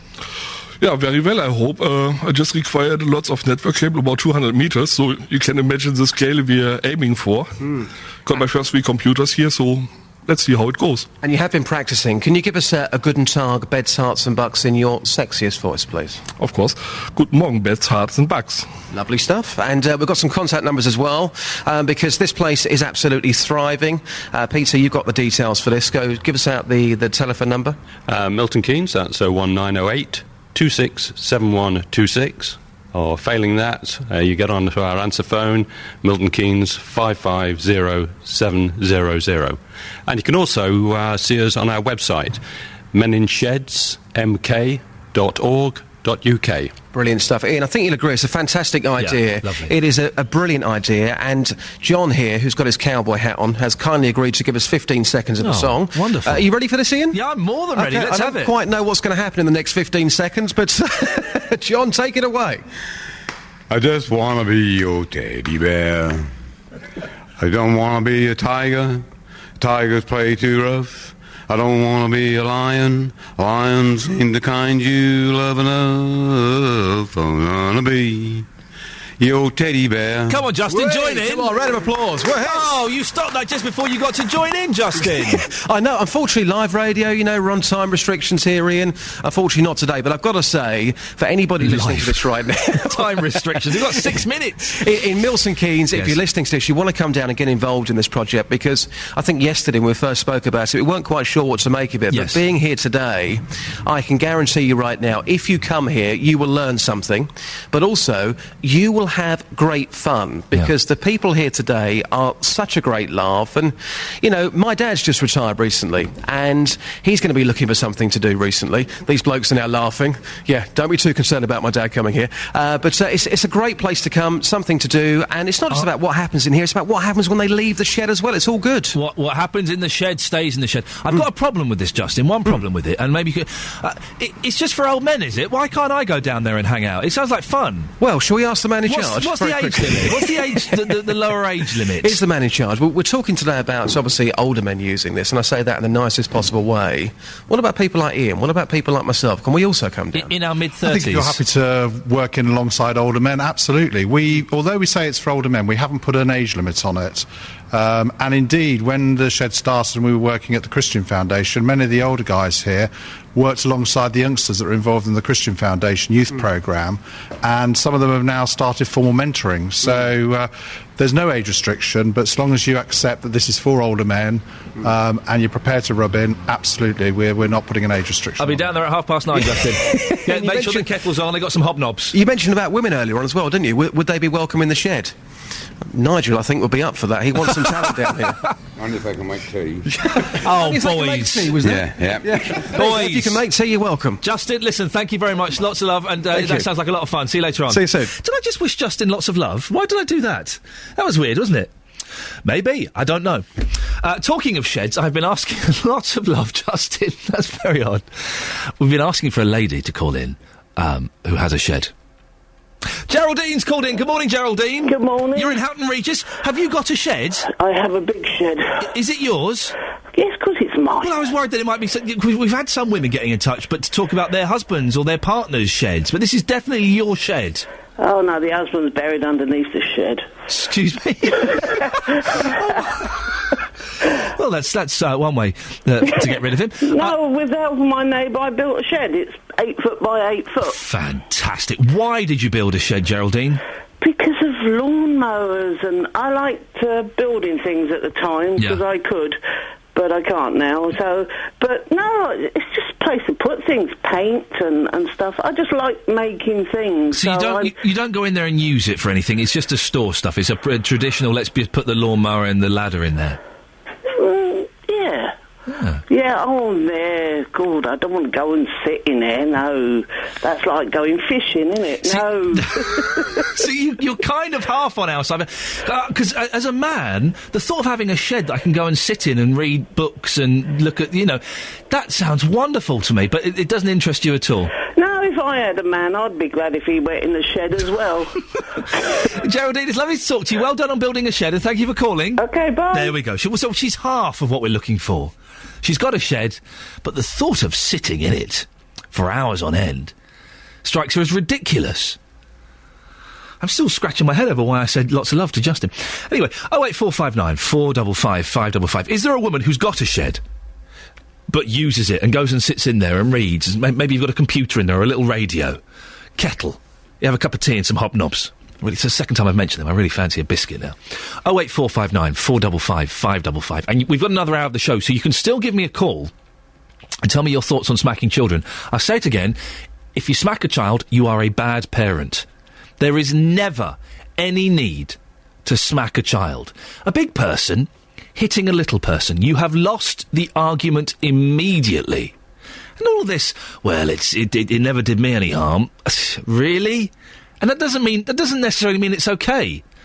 I broke my arm once, and it's all right. Never did me any harm. But it doesn't mean it's all right. I wouldn't want to do it again. 08459 455 555. I've never broken my arm, by the way, before the Daily Mail investigates. There's another hour of this. How good are we to you? Do give us a call for any of the things we're talking about. I'll give the number out just after 8, so you've got time to go and get a pen and pencil. Smacking and all other things we're talking about. But first, the news with Catherine.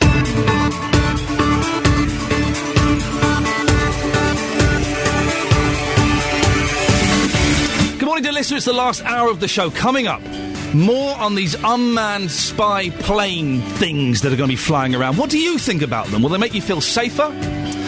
We'll be talking about smacking. If you smack your children, you are a bad parent. And more on sheds. 08459 455 555. BBC Three Counties Radio. Now, unmanned spy planes could soon be patrolling the skies of Bedfordshire and Hertfordshire, supporting the work of police officers on the ground.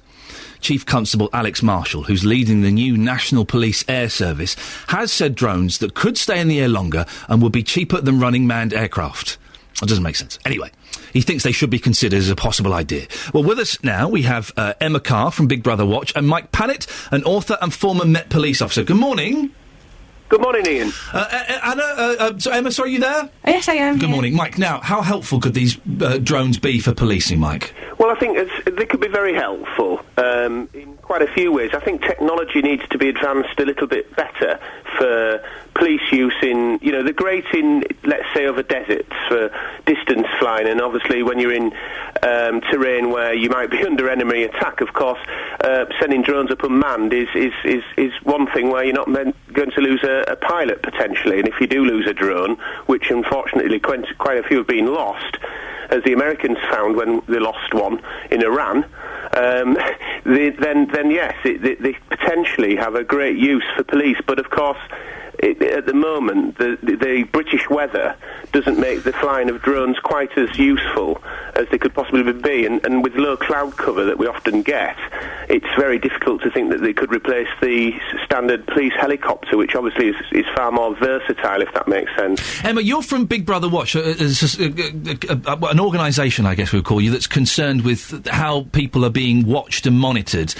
I'm guessing you're against these drones, are you? Yeah, just a little bit, yes. I mean, as the other caller said, these drones have been developed for military use. They're very intrusive and very sophisticated pieces of technology which we're going to suddenly have hovering over us in towns and cities. Mike, how do you respond to that?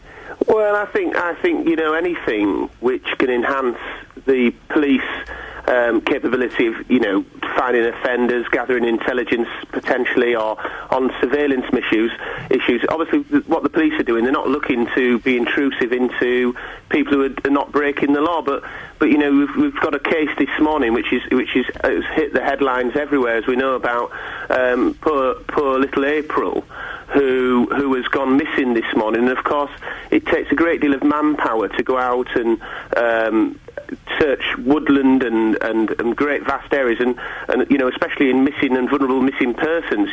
I've worked in London and in the rural counties of North Yorkshire, and if you've got a great distance to cover calling in helicopters, it is an expensive but very effective way of on this particular case of looking for missing persons. Mike, you mentioned the case of little April who's missing. It's a very emotive case and is very big at the moment. Are you suggesting that these unmanned drones could possibly help in a situation like that? Well, I think depending on what they're going to be kitted out with, I think as technology is advancing, of course it is, then potentially in the future, I think Liverpool, Merseyside were last tested a sort of drone and just sort of tested it, but it ended up in the Mersey. So there's a lot of work to be done. At the moment, police helicopters, I don't think, could be replaced by drones because there's not got hover capabilities where you need to look at a target and stay focused on it. So at the moment, the drones are sort of fixed wing as the cheaper options.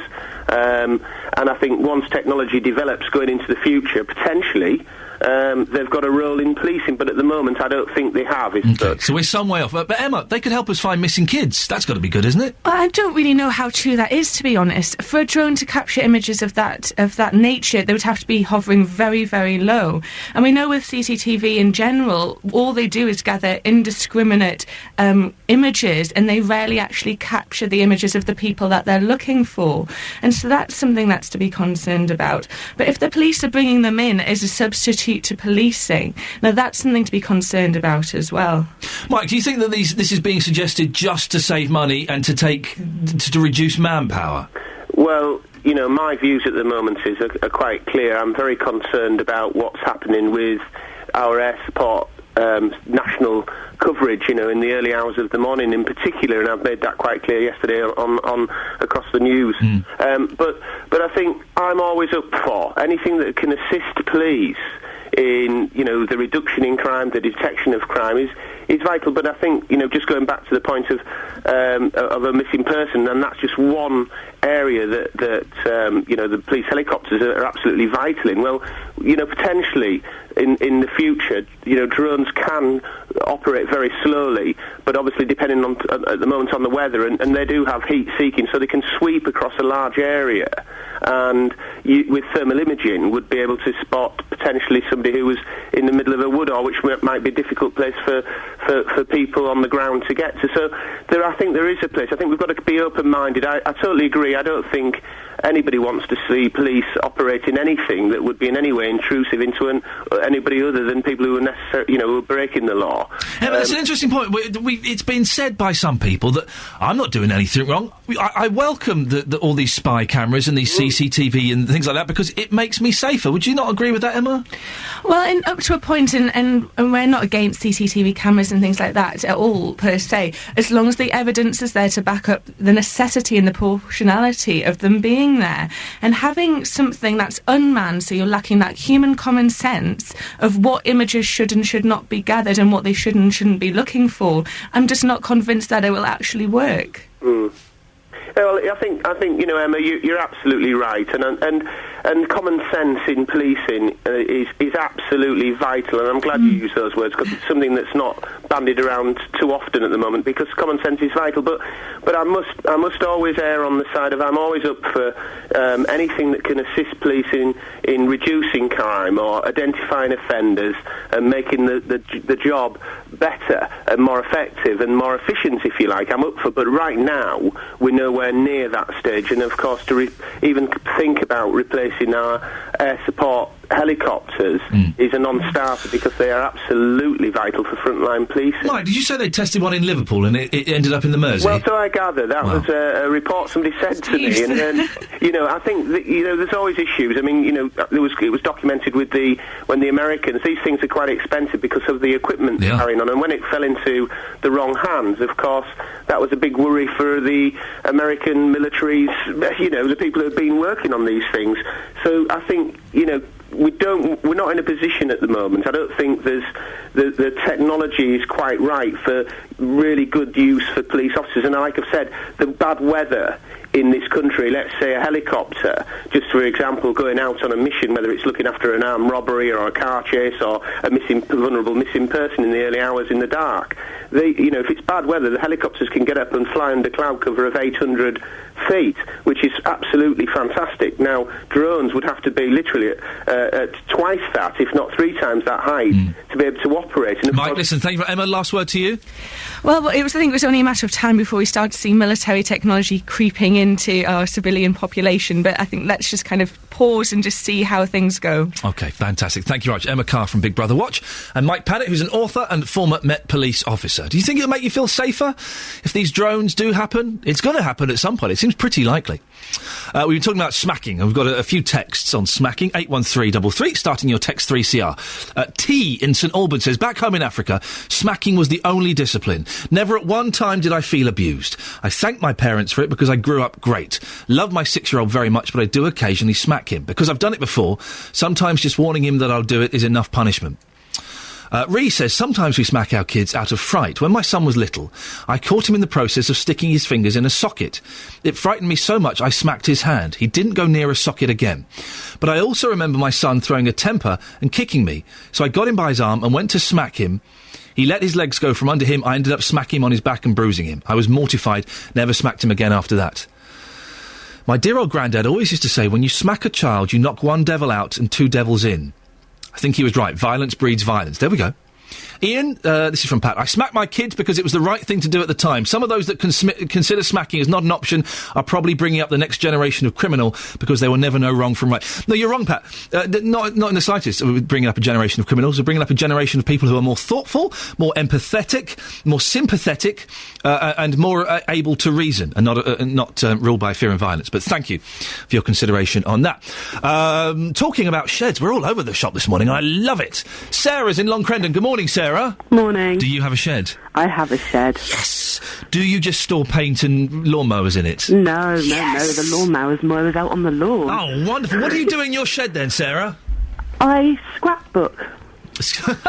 Really? Yes. What do I've not heard the word scrapbook for about 30 years. What do you scrapbook? Memories. What kind of memories? Well, you take your photographs, or you can just write about a particularly nice day or a particularly rotten day that you've had. Yeah. You put it on special paper so that nothing deteriorates. You decorate it all round, and then you put it into a scrapbook album. How good is that? And how long have you been doing that for? Oh, I suppose in Britain for probably about the last 6-7 years, because it's only become popular over here. Okay. For those, but I've been doing it for about 40 years because I was born with the American troops, and it's massive over there and always has been. Wow, so you've been doing it for 40 years? Yeah. And have you just got boxes full of these scrapbooks? No. My shed is painted on the outside, so it looks like a beach hut. Yeah. And on the inside, I've got curtains.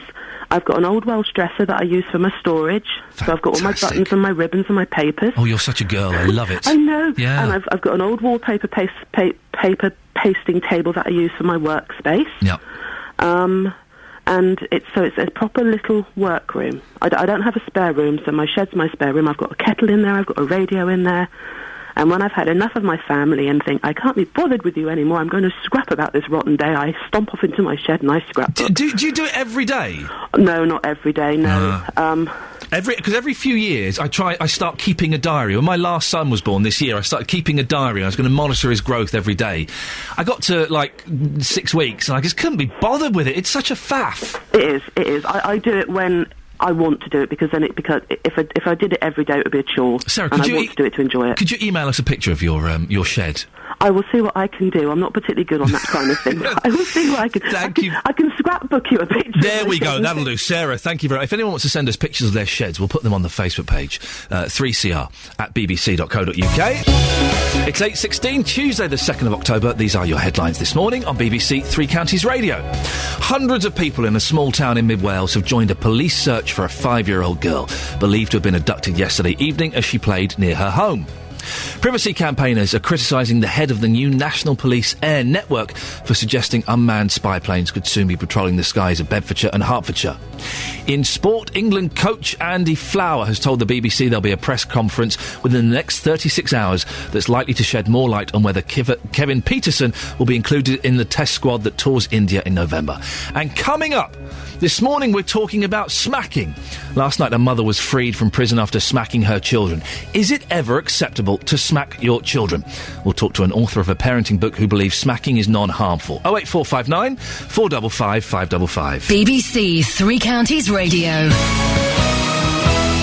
Jonathan is off boozing it up all week, so Bill Buckley is filling in for him. Now, Bill, you're doing a great job. I really enjoyed it yesterday. Thank you. I filled in for Jonathan a couple of months ago, and I loved it. The thing I hated, and I didn't know I'd have to do this, was after the show, was actually doing the consumer phone call. So when people phone up and say, oh, my lawnmower's broken, or this card isn't... I thought that the team...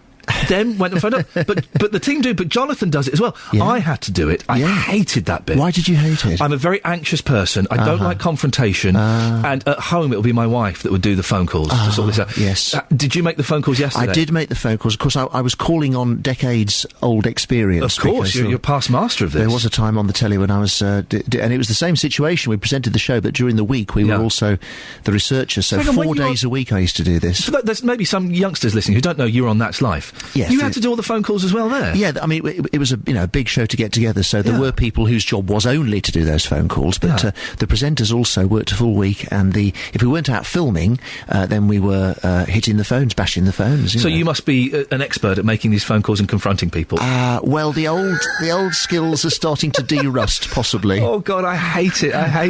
Jonathan's got... Well, anyway, he's a tougher man than me. What's on the show this morning, Bill? Well, we're going to carry on your debate about smacking. Oh, OK, yes. We're going to ask a slightly different question, which is, does smacking ever work? Because, right or wrong, supposing your child is about to do something dangerous and you can't actually stop them any other way, or maybe they're making life very uncomfortable for a lot of people.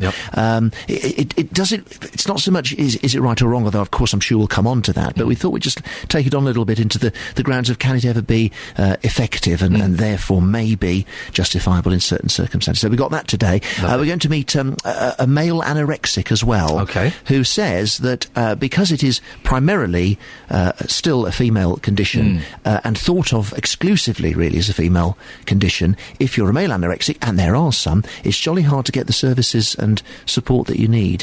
It's funny, isn't it? Because I guess it does affect both sexes, but you perceive it to be a woman's problem, of course. I believe it's still overwhelmingly a woman's problem, but it's like so many things in life, it's not 100% 0%. And the consumer hour, of course, later on. Yes, we've got one big triumph, which I did entirely single-handed yesterday. Oh, yes. So we've got some results and some news stories to take on board today. Fantastic, Bill. I look forward to listening to it. Bill Buckley will be on at 9 o'clock, filling in for Jonathan. If you want to give him a call, it's the same phone number as it is for me, 08459 455 555. See you later on. Now, a mother jailed after her children told social workers she smacked them was freed from prison last night. A judge said her actions were no worse than those of, quote, many loving and caring parents throughout the land, unquote. He criticised the junior judge who jailed her for 18 months and ordered that she should be released immediately. Well, Lynette Burrows wrote the parenting book Good Children, and she believes that smacking is an effective and non-harmful method of disciplining. Good morning, Lynette. Hello. Lynette, why do you think this? I should put it down to experience, probably. Like most people get such knowledge as they possess, not from dusty old archives or from people sitting in offices, but from people actually doing the job. They go along and say, what works best? And then over time, and I don't mean a fast tradition, I mean a tradition which is a test, actually. It's when something's been tested out millions of times. And people say, yes, what that child needs is a good smack, and that'll sort it. And that's what they have found works. But just because something's been tested millions of times doesn't mean it's right, though, does it? Yeah. We evolve. We evolve and we learn from our mistakes, don't we? That's a ridiculous thing to say, if you don't mind me saying. What, learning from our mistakes is a ridiculous thing to say? No, that's not a ridiculous thing. Which was the ridiculous bit, then? It's saying that a tradition, something that's been done millions of times and found to work, is probably wrong. Is what you're saying, isn't it? I'm saying that we improve done by women, eh?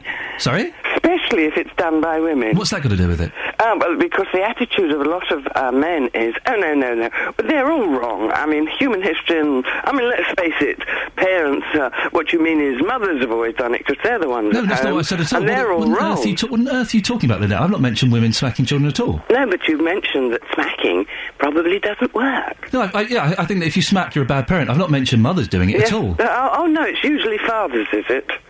What? I've got no idea what you're talking about. It's irrelevant who does it. It's wrong, whoever does it. It's not wrong, and the people who know that it's not wrong are women who do it at home, whose job they have overwhelmingly done over the ages. Terribly old-fashioned attitude you've got. Why really? is it women?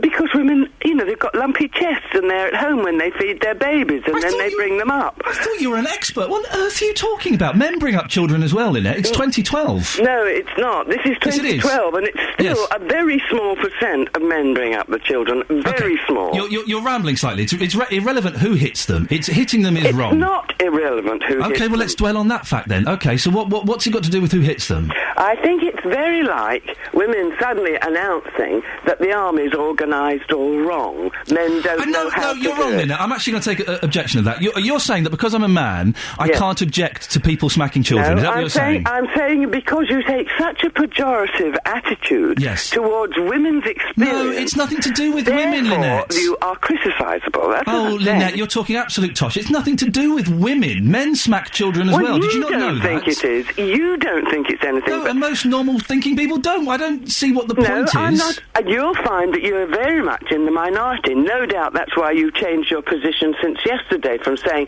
yesterday that you think it's a bad... I mean, I heard the trail for it earlier. What did I say yesterday? That anybody who smacks their child is a bad parent. Yes. And you've no doubt had lots of telephone calls. No, sorry, when did I change my opinion in this? Overwhelmingly from women who've said, no, it's not. When did I change my opinion in that? Sorry, I'm confused. I don't know, but well, you just said I did. You just made an accusation. You're confused, don't you? You've said it 3 times. No, Lynette, you've just made an accusation that's not true. Can you either address it, otherwise I'm going to cut you off? That when you said earlier that it was a bad parent if you smacked bad parents smack children. And I would say, I think you've had a lot of telephone calls correcting you about that. No, I've had a lot of telephone calls that have put forward their points of view. They're not correcting me because I'm not wrong. Listen, you realise you're bullying me, don't you? If you don't agree with us, you go on saying like that, I'm going to cut you off. Okay, I will cut you off, Lynette. I can't be bothered talking to her. Unbelievable. What on earth... You've been cut off now, Lynette. What on earth was she banging on about? I've got no idea. The argument was that if you smack children... I thought we were going to have a decent discussion with an expert there. What's that got to do with anything if it's women? I've got absolutely no idea at all. Oh, dearie me. 08459 455 555 is the telephone number if you want to give us a call. This is it, you see. You can't have a rational argument with people who smack children. Maria in Milton Keynes has texted in. I've got a 13-year-old who is a couple of inches taller than me, about 5'9". Is it okay to smack him when he's having a screaming fit because he's been banned from PlayStation for bad behaviour? It's not as easy to be a parent as you might think. There comes a time when even mummy's little soldier becomes an uncontrollable teen, and does not matter how much you talk, you're talking to a brick wall. Steve in Luton says smacking should be used as a deterrent. You shouldn't smack every day, or they'll get used to it. I genuinely think it's wrong. I think it's wrong to smack children, big people hitting little people. And it's men and women that do it, and I find that quite an upsetting argument, that men can't be allowed to criticise smacking because women do it. Men smack their children as well, don't they? But they do, don't they? Anyway, utter tosh. Right. Let's have a look. Let's see what's happening on the show. Oh, look, this is very, very exciting. 3 Counties Sport. Luke Ashmead Tuesday, that's tonight, between 7 and 10:30, Championship, League 1 and League 2 football with Luke and the Three Counties sports team. Watford travel to Championship New Boys Charlton, MK Dons visit League 1 New Boys Coventry, and Stevenage are also on the road with a trip to Notts County. We'll bring you news from Wycombe Wanderers' home game against Plymouth. And after all the action, you can have your say with Luke. Whatever you think, whatever you want to say it with Luke on Three Counties Sport. He's a big lad. He can take it. He can definitely take it, so don't worry. Three Counties Sport with Luke Ashmead, Tuesday evening from 7pm. Now, don't forget, you've got another 33 minutes of the show if you want to give us a call. Maybe you think I'm completely wrong on smacking, and I'm more than happy to hear your views if you're prepared to have a reasonable and rational argument. 08459 455 555 is the telephone number if you want to give us a call. You can text as well, of course, 81333. Start your text 3CR. And you can email. And we've been emailed a couple of pictures of sheds, or we've grabbed a couple of and put them up on the Facebook page. So if you email your pictures of your sheds to 3cr@bbc.co.uk, then we'll put them on the Facebook page. And if you want to come and follow us on Facebook, you'll be more than welcome. Facebook.com/BBC3CR. Click the like button and you'll get loads of updates on the shows and on the stations and what's happening with all the various presenters. The BBC in beds, hearts and bucks. This is BBC Three Counties Radio. Another 30 minutes of the show. We're every morning from 6 till 9. And Bill Buckley is on at 9 o'clock, filling in for Jonathan Vernon-Smith, and it's a cracking listen. Coming up in the next half hour, I'm going to continue to take your calls on whether you think it's acceptable to smack your kids. We'll be listening to Jason from Shillington about why he smacked all four of his in just a minute. And also find out which organisation has become one of the biggest employers in Milton Keynes. 08459 455 555. First of all, let's go to Jason in Shillington. Good morning, Jason. Good morning, Ian. What's your take on all of this? Well, with regards to the smacking thing, yeah, I can't help but think that there must be a direct correlation between the rise of the anti-smacking, let's talk our children to good behaviour, and the overcrowding of prisons being as full as they have been forever, the increasing state of lawlessness and antisocial behaviour in this country, to the point that the police are now having to put in extreme CCTV measures, and they're talking about military drones being adapted, when I think the real focus should be on good parenting. I mean, I respect your view with regard to the smacking of children, but you haven't addressed the situation as to how you discipline successfully your children.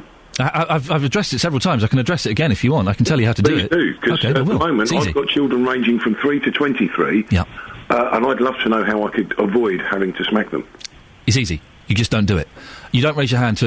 would you hit the 3-year-old? No. OK, what age is it acceptable to hit them? I don't think there's an age limit, and it depends. And when you say hit, it depends on the severity of what you do. Would you smack the 3-year-old? It would depend entirely on what sort of a state she'd got herself into, over what conditions. So possibly you would. If she was having a tantrum, would you smack her? I'd say it depends. I'm not give me an example. Yes or no, because give me an example of when you think it's acceptable to smack a 3-year-old. That's all. I'm just trying to set the boundaries here. No, my question to you, Ian, is how do you avoid... Okay, I can tell you how to avoid it. I've got children ranging up, and I've tried everything that I know of. Okay, I can tell you how to avoid it, but it would just help if I knew what age child you wanted to not hit. Any of them. Okay, so you would hit the 3-year-old. And the thing is, it's not a case of hitting them, because that implies that you're talking closed fists and everything. It doesn't. No, that's not what I'm talking. That's not what I've said at all. Smacking, hitting, it's the same thing. So it's interesting, isn't it? The people who do smack their children are afraid or uncomfortable when there's a slight twist in the language. Yeah, but that works both ways in a different situation. So, let's try and be a little bit responsible. Oh, I'm being responsible, but hitting is... You are hitting children, so as long as you accept that that's what you're doing, I can tell you how not to hit children. OK, so if she's doing something that is endangering her life, and no matter what you do with reason, and she carries on, like walking out into a busy main street, what do you do? You stop her from walking out into a busy main street by holding on to her. OK, and... Yeah, OK. And, I'm either talking to you, Jason, or the woman in the background, not both of you. Which one is it going to be? OK, which one is it going to be? It's me. OK, go on. You make your point, then. OK, so I've got 3 children with me. Yep. I've got hold of one of them. I'm trying to push a pram with the other, and then what? OK, so there's a third child that's loose. Well, I've got 3 children. Yes, one's in the pram, one's in the pram, one you're holding the hand of, and one's loose. No, one's not in the pram because she now feels that she's too old for the pram and wants to walk. Well, you strap her in the pram, you don't let her walk. That's what we do with our boy. If we're in a place where it's not safe for him to walk, we strap him in the pram, we explain to him, because he's old enough to understand why it's not safe for him to get out and walk, and we make him stay in the pram.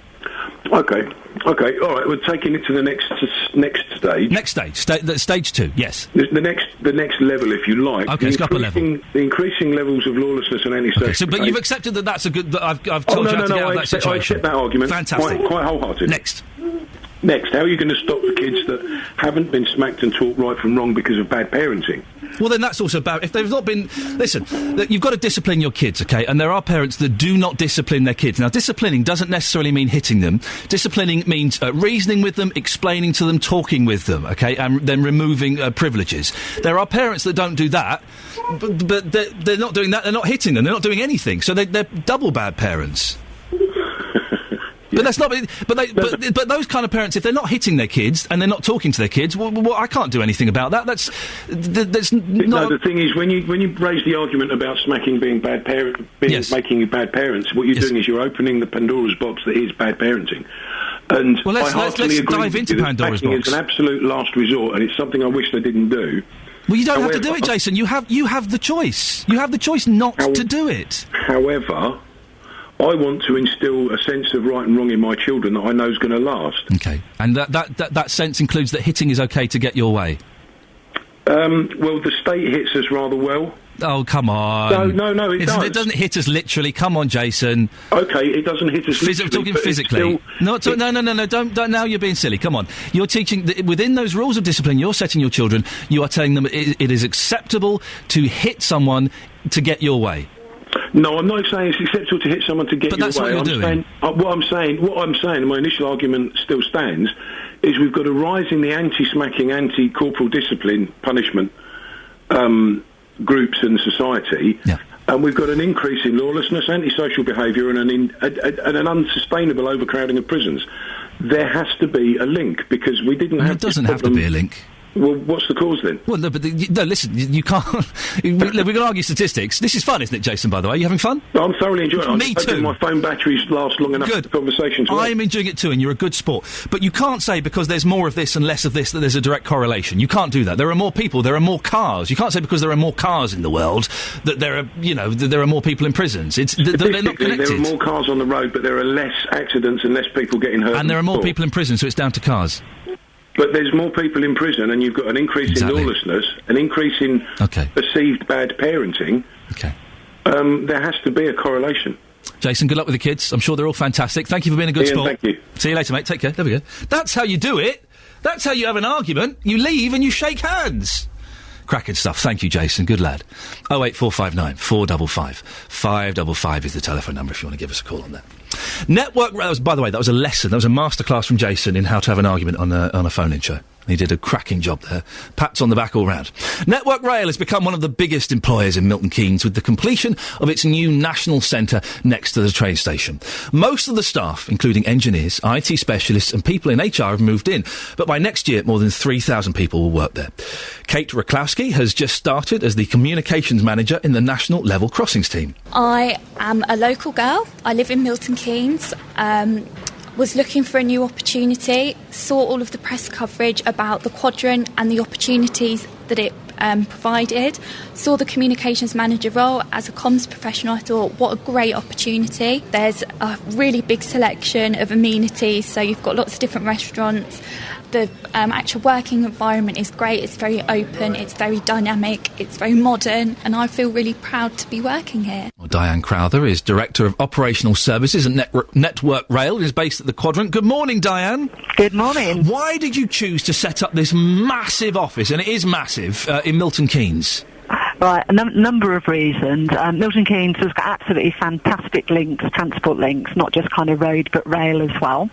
So that was one of the key reasons. The other key reason was the local community and certainly the local authority actually kind of wanted us there. And that's quite important to us because, you know, when we choose to go somewhere, we like to sort of work with the community, we like to be part of that community, and we like to be there for a long time. The building's nearly fully occupied. How has the move gone, do you think?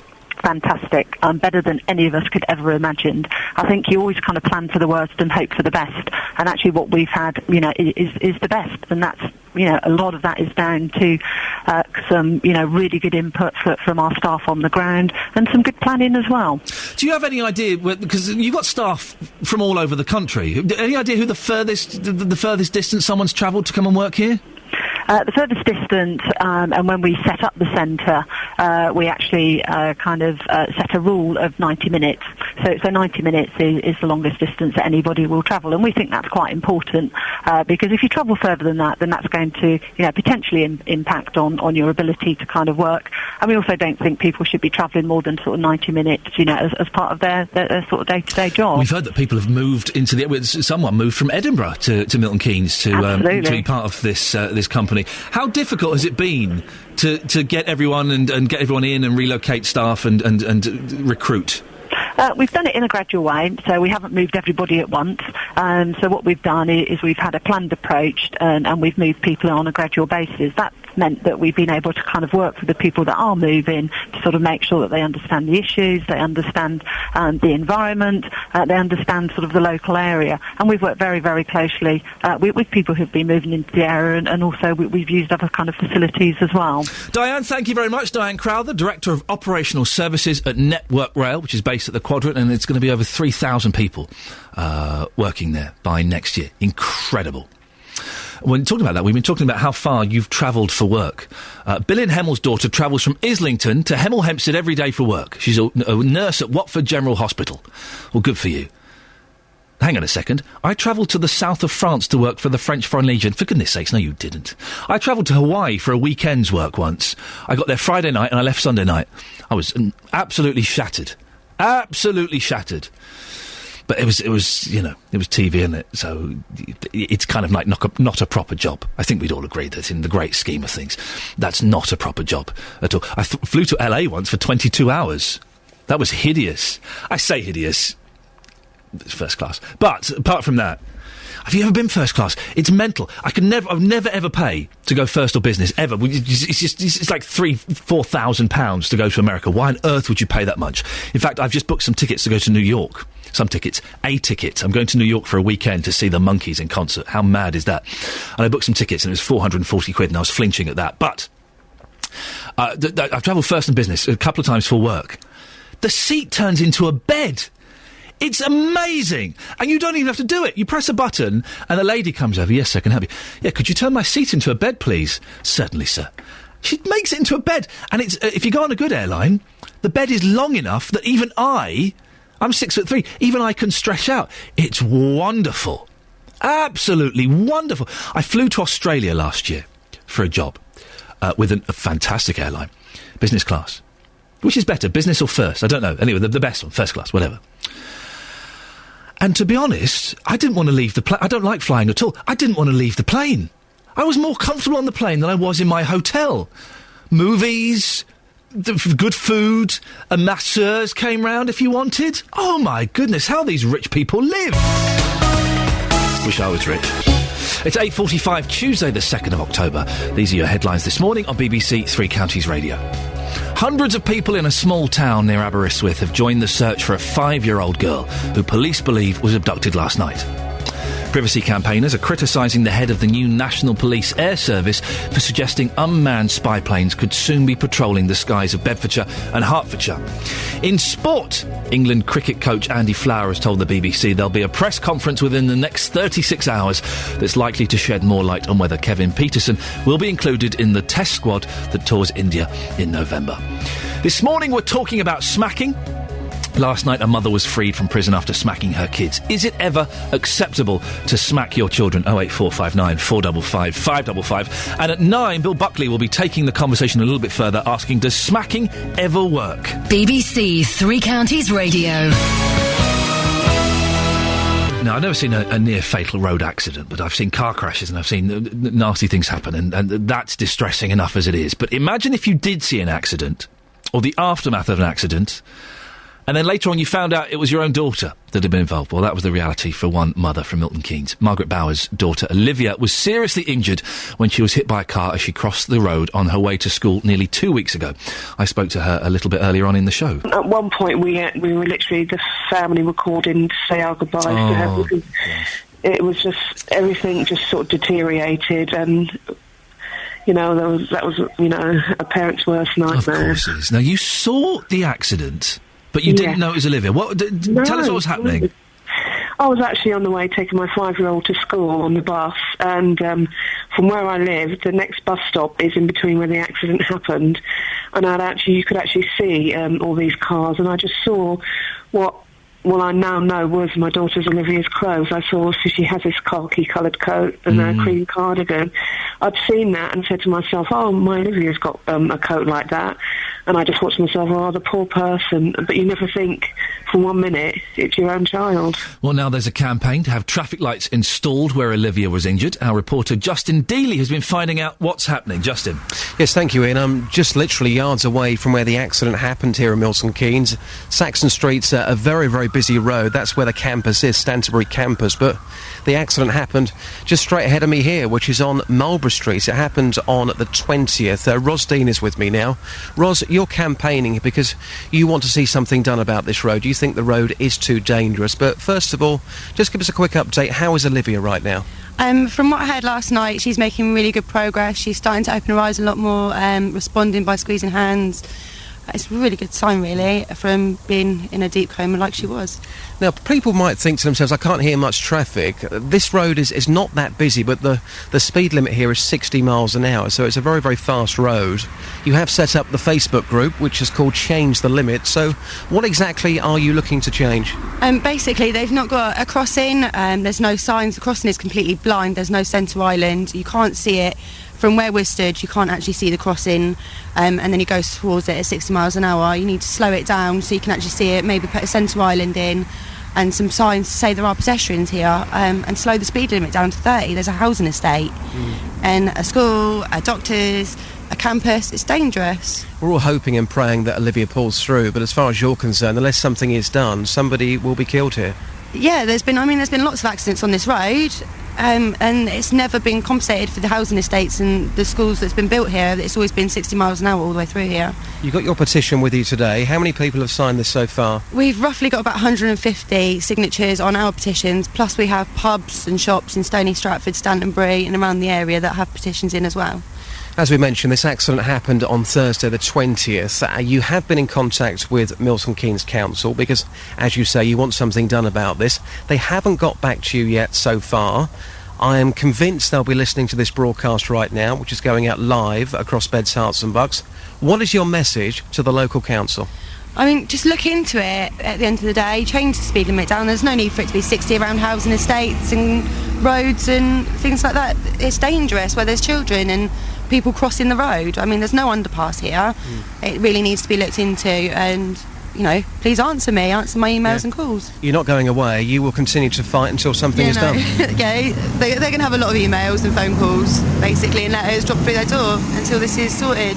Appreciate your time. Thank you very much indeed. Thank you very much. There you go. Ros Dean joining us live on BBC Three Counties Radio. So I'm here in Milton Keynes, Ian. The actual campus itself, just around the corner, just off the magic roundabout, the Stantonbury campus. Very, very busy road. That's Saxon Street. The accident happened here on Marlborough Street, and you heard the words there from Ros. She will not be going away. She'll be campaigning until something is eventually done here. Well, good luck to her. And we spoke to Margaret, Olivia's mum, earlier on, and it looks like there is some positive progress going in that direction. So that's all good news. Justin, thank you very much. Thank you, Ian. See you later on.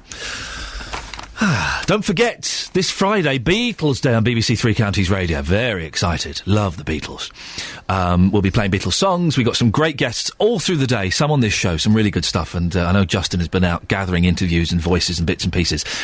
Something we want to do just on this show is I want your tenuous Beatles links. We had a guy yesterday who tweeted who said that his mate Roy at school lied about owning George Harrison's corduroy cap. Perfect. That's perfect.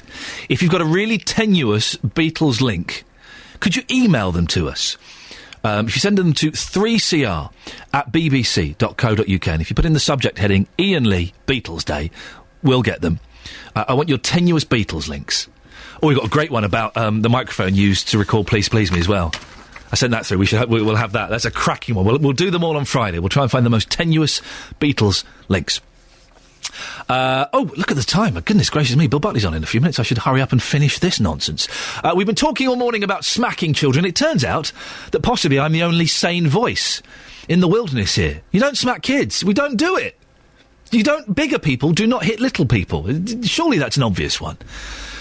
08459 455 555. A few minutes if you want to get on. Richard is in Wilmslow. Good morning, Richard. Good morning, Ian. We haven't spoken before. It's nice to talk to you. What's your take on smacking? Well, before I go on to that, you just made a comment that it's a lot of nonsense, but before I go on to my main point, I'd really like to say that the way you argue with that woman was appalling. You shut her down, you wouldn't let her speak, and then eventually you cut her off. I think you should be ashamed for doing that, and I wish you had the courage. Do you have the courage to phone her up and get her back on the air and let her make her point without so much filibustering from you? Richard, can I speak? Yeah, please do. Thank you. No, it's not a case of courage. I thought she was very rude. She wasn't rude at all. You were rude by constantly talking over her, which is what I'm doing now to you. Okay, she was very rude. I thought that she was talking, was going off on some weird tangent about women. I've got no idea what that was. She wanted to focus on that argument about women, which I didn't understand. I didn't think it was relevant, so I let her go. You may have had more understanding of what she was trying to say if you weren't constantly talking over her. And to accuse someone of being rude is a cop-out for anyone that loses the argument. Oh, he was rude. Oh, gosh, we mustn't have rude, must we? Good Lord, no. But really, think back, review your tape later on and see how much you talked over that woman and crushed anything she tried to say. It was absolutely appalling, frankly. But anyway, the point... Richard. Yeah, carry on. We're going to address this point. This is the point you've raised. This is the point we're going to address. No, that's not the point I phoned in for. Well, it's the point that you've made, so it's the point we're going to address. So again, you won't allow me to have my say. You'll end up cutting me off, I guess. No, Richard, you've had your say. I would like to address what you've just said. Is that okay? Because otherwise it's not okay. I've far from had my say. Well, no, you've had your say about that initial point, so I would like to address that initial point in my defence. Or am I not allowed to do that? Please feel free. Thank you very much, Richard. I will. She came on, she was booked as a guest to talk about smacking children. She went off on a tangent that I felt, as the host of my show, was irrelevant to the conversation. I had no idea why she was talking about women like that, and I did listen. She seemed to imply, and if I've got this wrong, I apologise, that men were not able to criticise smackers, which is, of course, is not true. And I, therefore, decided that she was not relevant to the argument, so I let her go. Now, Richard, what's the point you've called in about? I'm glad to hear that you've apologised to the lady. No, I've apologised if I misunderstood her, which I don't think I did. Well, I think you certainly have, because you didn't allow her to speak. Why anyway, the point. Should we go on to the point that I rang in? I really would love you to. Otherwise, you'll be in Bill Buckley's show as well. I'm sure he doesn't want to talk to you either. Right. Oh, you mean you don't want to talk to me? Not particularly, Richard. Well, would you like me to go then, or do you want to cut me off as you cut her off? No, I'm not going to cut you off, but if you want to go, please do. No, I'm quite happy to continue with the conversation. Then carry on, then. Yeah, you're talking about rudeness. What you just said is outrageously rude. Okay, Fortunately, I've got broad shoulders. It would appear you haven't, because you keep banging on about it. What's your point? No, I do have broad shoulders. How do you know I don't? We're not talking literally, we're talking metaphorically, Richard. Well, I'm talking metaphorically equally. Okay, what's your point, Richard? My point was that smacking is like other tools in the chest for disciplining children. It is there to be used when it needs to be used. Surprise, okay. It must never be used in anger. But if young children are to learn decent ways, decent morals, and so on and so on and so forth, there are various sanctions. And if those lower level sanctions, like you can't play with your PlayStation, or you're going to bed early, or you're not watching TV, they don't work, then ultimately there must be and I use this word very carefully, quote unquote, threat of a higher sanction. Otherwise they would just carry on doing as they please. as they please. And my goodness, we see so many examples of that. I'll give you a choice one. In the supermarket, little children these days scream. Why do they scream? Because their mummies were never taught themselves how to discipline their children. Yet when I yell across the supermarket, "Stop that screaming!" they stop screaming. Thanks for calling, Richard. Pleasure. Well, there we go. What fun banter we're having this morning. 08459 455 555. The reason I let the lady go, there was a guest on earlier on, and I've explained it quite well, I think, is that she was going off on a tangent that was irrelevant to the argument. She was implying that men are unable to discuss whether it's appropriate to smack children or not because it's women that raise kids. I disagree with that on so many levels, and I thought she was patronising and I thought she was rude, and that's why I let her go. Richard, and thank you very much for coming on and putting forward your point of view. It's always nice to hear your points of view. Never let it be said that I'm one of those hosts that doesn't let people come on who disagree with him. Au contraire. Au contraire. That's when it starts getting fun, isn't it? It's when we. By the way, the call we had earlier on was a fantastic example of how to have an argument on air and shake hands at the end of it and walk away in different directions. That's how to do it. Don't forget, you can get in touch loads of different ways. Even when we're not on the air, you can follow us at BBC 3CR. On Twitter. You can also join the Facebook page, and the Facebook page is great because we put up loads of different pictures and loads of different information and stuff about the show, so you can always go there, facebook.com/BBC 3CR. I think we've got time for one more quick call. Dave's in Luton. Good morning, Dave. Good morning, Ian. Dave, are you going to have a go at me as well? Well, I would do, but no, we'll keep it quiet at the moment. Bless you, sir. What can I do for you? But I should go out and sue a policeman of 1950s who smacked me round the ear hole for pushing the swing the wrong way. I was only 12. But that was obviously wrong for a policeman to smack you for pushing the swing the wrong way. No. That's wrong, isn't it? No, because for pushing the swing the wrong way, Dave. Yeah, you could hit someone, can kill someone, hurt someone. Yeah. But the thing is, this isn't that. In that time, it wasn't an anti-pansy country like it is now. Okay. Now we've seen what happened, Dave. We've seen what happened a while ago during the riots when the policeman pushed someone. They died. Well, yeah. But so the thing is, do we really want our police? Do we really want our policemen hitting children? Really? Well, I got it. There we go, Dave. Thank you very much. Only moving on because the show is at an end. Would love to discuss that more. Wow. See? That was fun this morning, wasn't it? I enjoyed that a lot. Hope you did as well. Always nice to have a little bit of arguments and banters. Wakes you up in the morning, gets your brain going. Speaking of getting your brain going, Bill Buckley's up next asking, does smacking ever work? Getting beds, hearts and bucks talking. This is BBC Three Counties Radio.